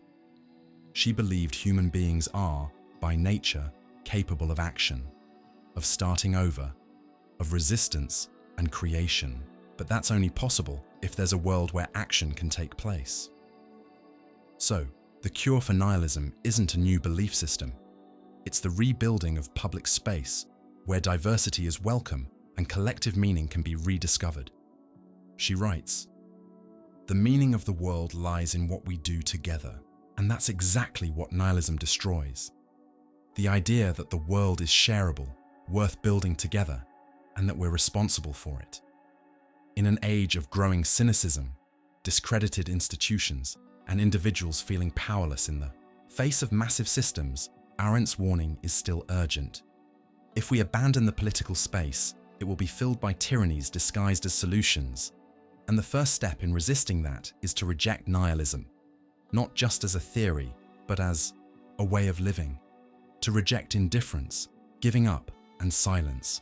To remember that acting politically is, in itself, an act of resistance against the void. For South Korean philosopher Byung-Chul Han, one of the most thought-provoking thinkers of our time, contemporary nihilism doesn't come from the absence of values like in Nietzsche, or from direct oppression like in Foucault or Arendt. Quite the opposite. Modern nihilism hides behind an excess of stimulation, demands, and positivity. According to Han, we live in a society where freedom has turned into obligation, autonomy into self-exploitation, and the pursuit of happiness into a constant pressure to perform. He explores this new paradigm in books like The Burnout Society, The Transparency Society, and Psychopolitics. For Han, today's world is no longer ruled by the repressive no of old disciplinary societies. Today, power works through permission, seduction, and motivation, and that makes it even more effective. We no longer hear "you must," but rather, "you can." There are no clear limits anymore. Instead, we're pushed into a culture where everyone is expected to be free, productive, happy, and efficient all the time. Han argues that this overload of positivity leads to a new kind of suffering, one that doesn't scream or rebel but shows up as quiet exhaustion, burnout, depression, and a deep sense of inner emptiness. He calls this the nihilism of performance, a social condition where people believe they're completely free, while actually being trapped in a cycle of constant self-performance. And that's exactly what makes this new nihilism so dangerous. It disguises itself as happiness. Han says that the neoliberal subject is, above all, an entrepreneur of the self. They don't follow external orders. Instead, they internalize the constant demand for self-improvement. They have to reinvent themselves, optimize everything, maintain a positive mindset, learn new skills, take care of their health, and manage their image, all in the name of a freedom that actually enslaves them. Failure is no longer seen as structural or political. It's personal. If you're not happy, productive, or successful, it's your fault, and so the individual becomes both victim and executioner of themselves. This creates a very specific kind of nihilism, a loss of meaning through overload. In the performance society, everything is allowed, but nothing feels deep. Motivational, quotes multiply, self-help tools are everywhere, promises of fulfillment are constant, yet people feel more and more like it's never enough. Instead of feeling free, people feel constantly behind, always owing something to themselves. Han contrasts this with Freud's analysis of guilt in disciplinary societies. Back then, repression created guilt. Today, we live in the "yes, we can" era, where freedom has been absorbed by a system of endless production. There's no longer a need for an outside oppressor. We monitor ourselves, push ourselves, and burn ourselves out. The exhaustion we feel isn't just physical, it's existential. It's the fatigue of meaningless freedom, of autonomy that leads nowhere. And this fatigue doesn't come from negativity. It comes from a toxic positivity that eliminates silence, reflection, and stillness. We're surrounded by lights, screens, notifications, and data. Life becomes transparent, trackable, always online. But for Han, this transparency doesn't bring truth. It brings surveillance, control, and shallowness. Everything is visible, but nothing feels real. This lack of depth creates a smiling form of nihilism where people think they're doing fine, but carry a growing void inside. They consume bits of happiness, inspirational videos, motivational quotes, digital rewards, while slowly losing touch with what really matters. Han writes, "The positivity of power doesn't liberate, it creates new forms of domination." The diagnosis is clear: too much stimulation numbs the soul. There's no room left for the negative, for silence, doubt, rest, or not knowing. And without that, real transformation is impossible. Life becomes a non-stop stream of tasks, goals, and achievements, all supposedly chosen freely, but deeply compulsive. In this world, modern nihilism is the loss of our ability to reflect, to be present in time, to find meaning outside of productivity. Fatigue isn't just physical, it's metaphysical. It's the weariness of always being expected to become someone, and never just being. Han's critique isn't a call to return to authoritarianism. His message is more subtle. Rediscover the value of doing nothing, of silence, of fertile uselessness.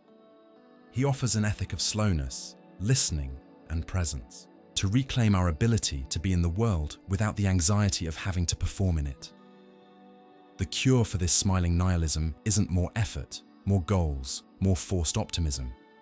It's in rediscovering the pause, the creative boredom, the beauty of imperfection and not knowing. It's about making space again for mystery, for the symbolic, for inner time. With calm, precise language, Byung-Chul Han gives us a warning. The greatest threat of our time isn't brutal repression. It's the excess of positivity that leads to emptiness. It's living a life that's always fast, always visible, always optimized, and secretly hollow. The nihilism of performance is hard to fight because it doesn't look like oppression. But it is. And maybe the first step in resisting it is to reject compulsory happiness and allow ourselves to rest from the constant pressure to be someone, be someone. Zygmunt Bauman, a Polish sociologist and one of the most insightful interpreters of late modernity, described with striking precision what he called liquid modernity, an era defined by instability, fragile bonds, and ever-shifting identities. In this context, nihilism doesn't show up as a dramatic denial of life or a deep philosophical crisis, but as a quiet draining of everything that once had lasting meaning. According to Bauman, liquid nihilism doesn't scream "nothing matters." It just acts as if nothing really matters, at least not for long enough to make a difference. The idea of liquidity is central to his thinking. It reflects how our social, political, economic, and emotional structures have become fluid, unstable, and disposable. Unlike solid modernity, which was built on long-standing institutions, traditional family, religious morals, stable careers, and the nation-state, liquid modernity is defined by volatility and impermanence. In this world, everything slips through our fingers, including meaning itself. In such a world, commitment to people, values, communities, or ideas becomes rare. And where there's no commitment, there's no depth. Human relationships are replaced by quick connections, ideals by passing trends, ethics by short-term strategies. Bauman describes a world where modern individuals, in trying to escape the burdens of duty and obligation, have also lost the ability to experience deep, meaningful connections. Liquid nihilism isn't driven by despair, but by a culture of consumer-driven indifference. People, turned into consumers of everything, even emotions, experiences, and beliefs, learn that nothing needs to last, and everything can and should be replaced by something newer, more exciting, more convenient. This logic, which reaches from love life to political engagement, creates individuals who float from one experience to another, never rooted in anything. Bauman writes, "In liquid modernity, human bonds are kept until further notice, disposable like consumer goods. Romantic relationships turn into connections, easy to form, easy to drop, with little consequence. Fear of commitment becomes fear of pain, responsibility, and emotional investment. But in avoiding the weight of things, modern people also avoid the joy that comes from depth. The same goes for values. In liquid modernity, values lose their weight because there's no stable ground to support them. Ethics, once grounded in cultural, religious, or political traditions, become relative, privatized, and subjective. Everyone sets their own moral code, which sounds democratic, but often leads to ethical individualism and collective emptiness. Without shared reference points, the possibility of purposeful collective action collapses. That's why Bauman saw liquid nihilism as a silent threat to community life. When everyone lives by their own rules, and those rules can change at any moment based on mood or convenience, trust disappears. And without trust, there's no real society, just isolated individuals standing next to each other. Politics, too, becomes hollow. Public ideals are replaced by marketing, superficiality, and spectacle. Citizenship is replaced by viewership. Civic engagement is swapped out for likes and hashtags. And even with constant communication, real human connection becomes rare. Liquid nihilism becomes a kind of comfortable survival mode. Keep floating, don't attach, don't feel too much. But as Bauman warns, this lifestyle comes with a cost. The modern person becomes anxious by nature, burdened by their own choices, but without the symbolic tools to deal with the emptiness those choices leave behind. Everything is freedom, but nothing is commitment. Everything is possible, but nothing is fulfilling. In the past, people looked to solid institutions for security. Now, security is tied to the temporary, to not being affected, not taking risks, not getting too close.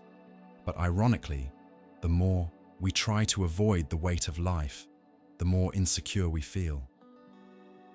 Bauman doesn't offer easy answers. He doesn't call for a nostalgic return to the past or blind optimism about the future. Instead, he challenges us to reflect, ethically and politically. What does it mean to live meaningfully in a world where everything flows? How can we build bonds that survive this liquidity? How can we protect values from being consumed and discarded? Maybe the solution isn't about forcing a new kind of solidity from above, but about rebuilding real spaces of connection where dialogue, care, and commitment can grow again. It's about rediscovering presence, shared time, and mutual listening. It's about accepting that a life worth living isn't weightless. It's rich with depth. Bauman's critique of liquid nihilism is also a call for responsibility. He's not asking us to give up our freedom, but to use it with courage, to stop confusing fluidity with apathy and lightness with avoidance. Because when everything is temporary, nothing transforms us, and nothing truly touches us. The liquid world promises freedom and movement, but often traps us in shallow repetition. Bauman invites us to dive deeper, to resist the sneaky nihilism that says whatever, and to build, even if it's against the current, lives that carry real weight and meaning. For German philosopher Peter Sloterdijk, modern nihilism no longer appears as existential dread or metaphysical despair. It has become something far more subtle, enlightened cynicism.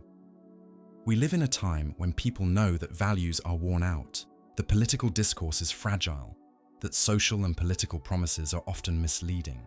But instead of breaking away from this state of things, they keep playing the game, with an ironic smile on their face.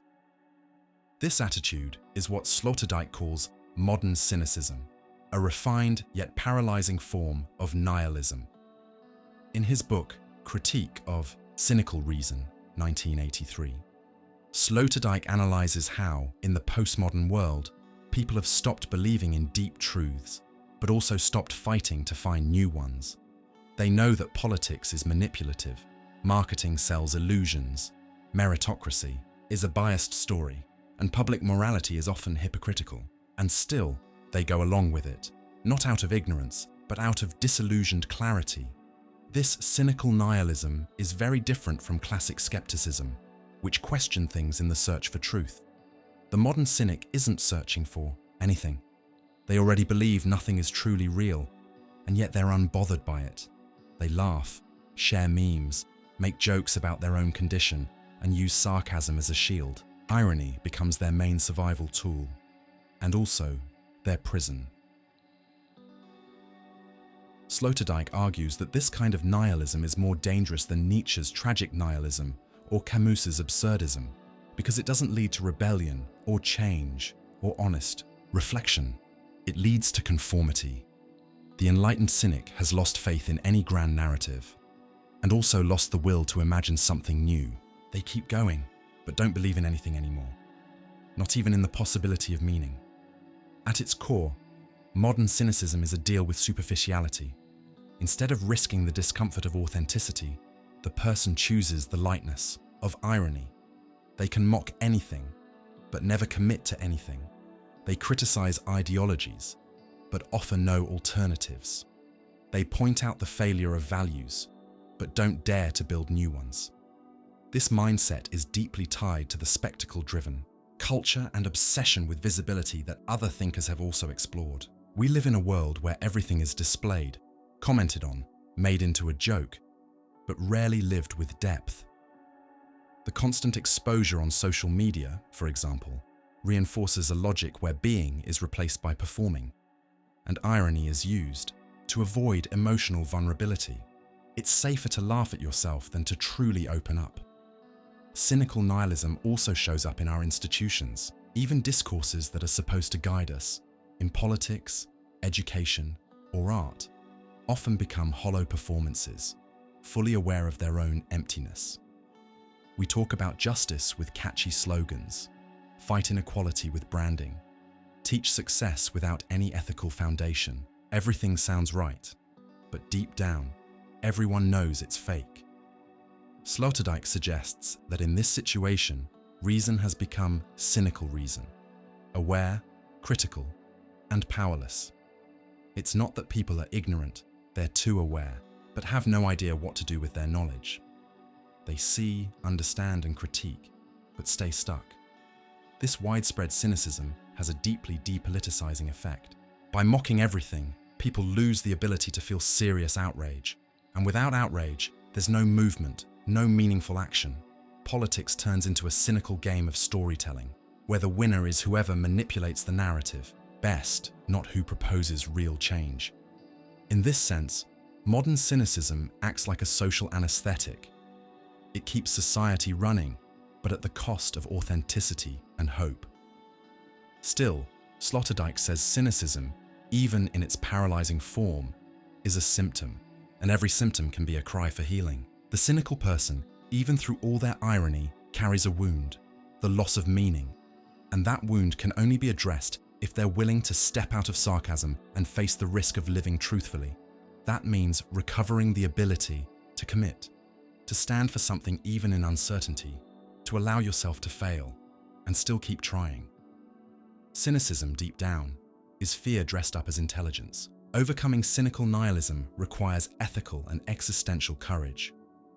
The antidote may not lie in rediscovering absolute truths, but in building relationships, projects, and ideas that, even if imperfect, are lived with depth and sincerity. In a time where everything is deconstructed and seen through, the most radical act might be to believe in something honestly and act on it.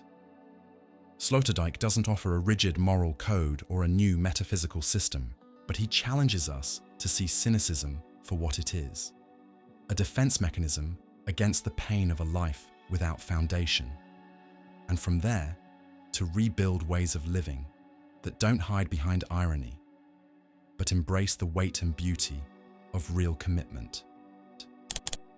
Few thinkers have explored the darkness of human existence as deeply as Peter Wessel Zappfe, a 20th century Norwegian philosopher. Influenced by Schopenhauer, Nietzsche, and existentialist thought, Zappfe offered a radical view of the human condition. For him, consciousness is not a gift, it's an evolutionary flaw. Once humans developed the ability to reflect on themselves, they went beyond nature's basic survival mechanisms and began to experience the absurdity of existence. For Zappfe, nihilism isn't a philosophical choice. It's the inevitable result of knowing too much. In his most famous essay, The Last Messiah, 1933, Zappfe wrote, "Man was equipped with a consciousness he cannot endure. Human tragedy," he argued, "isn't simply about suffering. Animals suffer, too. What makes us different is that we understand our suffering. We're the only creatures who know we're going to die, who see the universe's indifference, who feel anxiety in the face of emptiness, and that hyper-awareness, knowledge beyond biological necessity, is what condemns us." Zappfe believed consciousness broke nature's adaptive limits. Other animals live in the present, driven by instinct. But humans reflect on the past, imagine the future, and create meaning. The problem? The world doesn't respond to our meanings. Nature is silent. Life offers no guarantees. And from this gap between a person longing for meaning and a world that doesn't care, nihilism is born. That's why he saw consciousness as a mistake, not in a moral sense, but in an evolutionary one. It pushed us beyond the mental, tools that keep other species sane and functional. With consciousness, we stopped being just animals and became tragic beings. The real tragedy isn't just that we suffer, it's that we know we suffer and still look for meaning anyway. But how do humans keep living even with this unbearable awareness? Zappfe said, "Life is only possible because we repress this knowledge. To cope with the existential abyss, we unconsciously use defense mechanisms to deny reality." He named 4 main strategies: isolation, blocking out distressing thoughts and experiences. We act as if death, absurdity, and deep suffering don't exist, shutting them out of daily life. Anchoring, relying on stable structures like family, religion, country, or morality. These anchors give us a sense of stability and belonging, even if they're illusions. Distraction, staying constantly busy. Entertainment, work, shopping, social media. Anything to avoid facing the void. Sublimation, turning suffering into art, science, or philosophy. It's a way to give shape to chaos, turning pain into creative expression. These mechanisms don't solve the human condition, they just make it bearable. In Zappfe's view, they're elegant forms of self-deception. Most people function well because they don't look directly at the horror of existence. We have to pretend there's a purpose, even if deep down, we suspect there isn't one. That's the devastating strength of his argument. Nihilism isn't a problem we can fix. It's the structure of consciousness itself.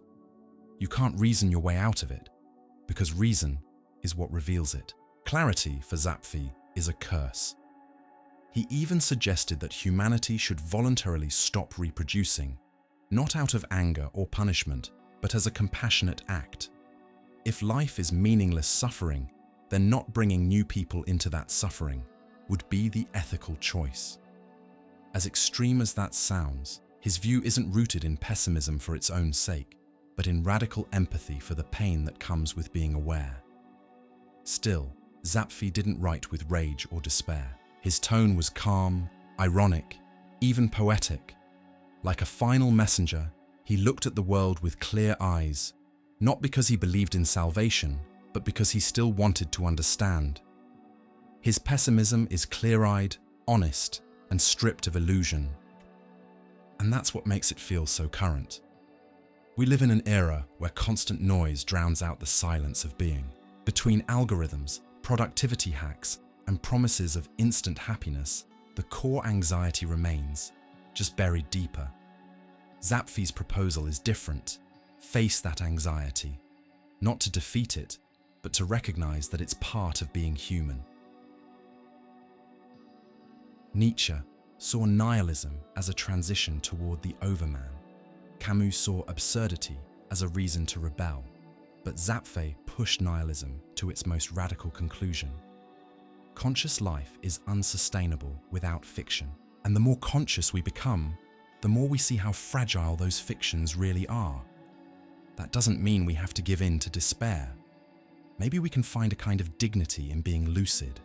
Living without illusions is painful, but it can also be freeing. Accepting the tragic instead of denying it might be the first step toward a kind of ethical care, not for big ideals, but for the fragile beauty of life itself. Zappfe reminds us that knowing too much might condemn us, but it can also humanize us if we meet that knowledge with awareness and compassion. Because maybe, in the end, what redeems existence isn't meaning, but the courage to keep going, even without it. Emil Cioran, the Romanian writer and philosopher, is perhaps one of the most iconic voices when it comes to nihilism, not as a theory, but as a way of life, a way of thinking, and a way of writing. If Nietzsche turned nihilism into an existential challenge, and Zappfe saw it as a biological tragedy, Cioran turned it into art. But this aesthetic of despair, while deeply beautiful and honest, also carries a subtle risk: paralysis disguised as clarity.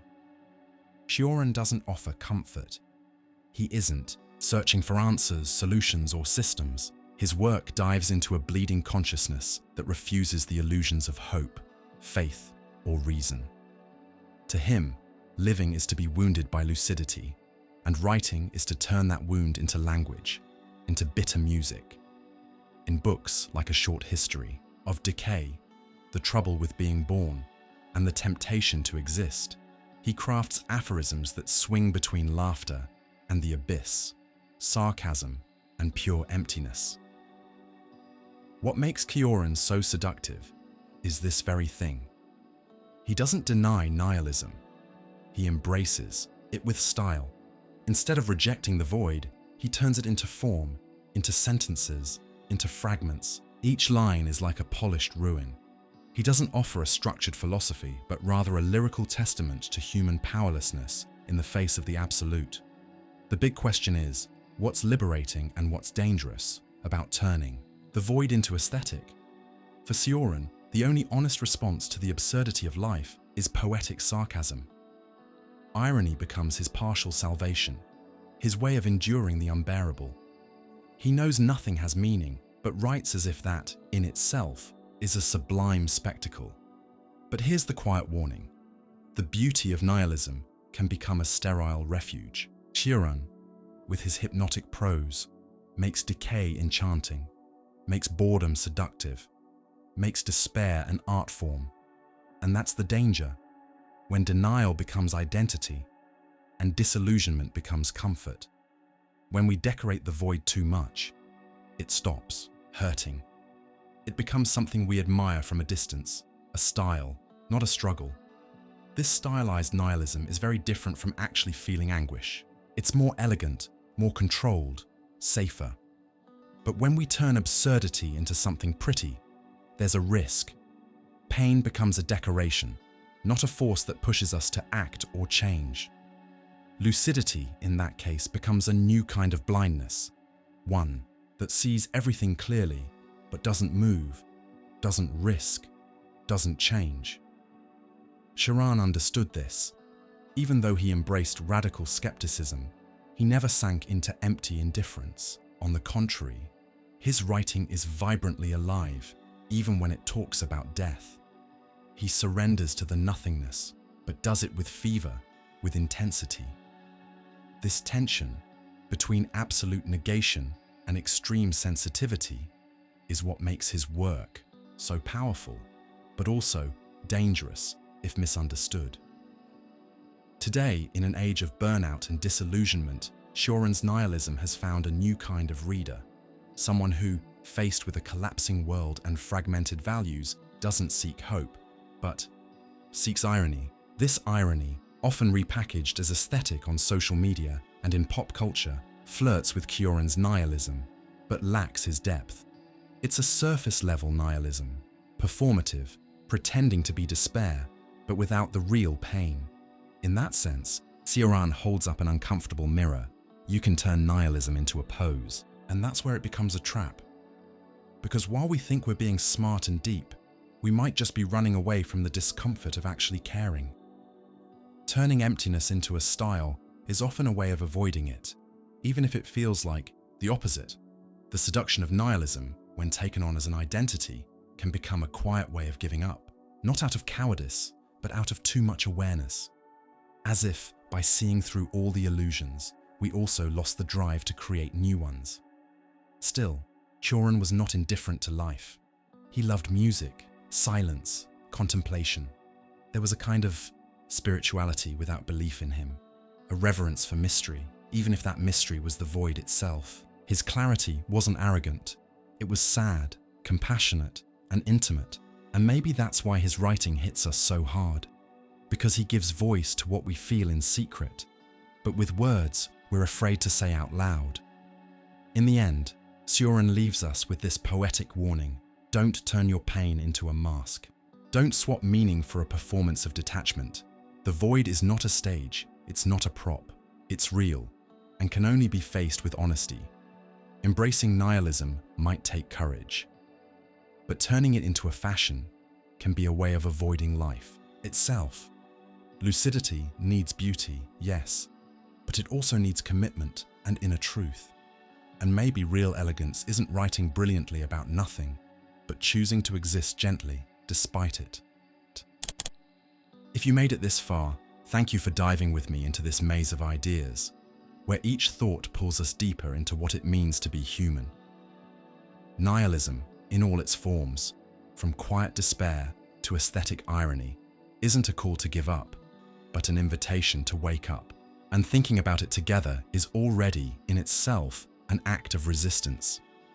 If this video made you reflect, don't forget to hit the like button. It really helps this content reach more people. Drop a comment below. Which of these perspectives on nihilism hit you the hardest or made you think the most? I'd love to know how these ideas landed with you. Share this with someone who's also trying to make sense of the emptiness, meaning, and complexity of existence. And if you haven't subscribed yet, now's the time. Here, we keep exploring the thoughts of the great philosophers, deeply, clearly, and always connected to the struggles of our time. Hit the bell so you get notified when the next episode drops. There's a lot more coming. And of course, stick around. Watch previous videos, revisit the topics, and keep this philosophical journey going with me. Thinking doesn't stop, and together we'll keep pushing this boulder, as Camus would say, with clarity and courage. See you in the next video.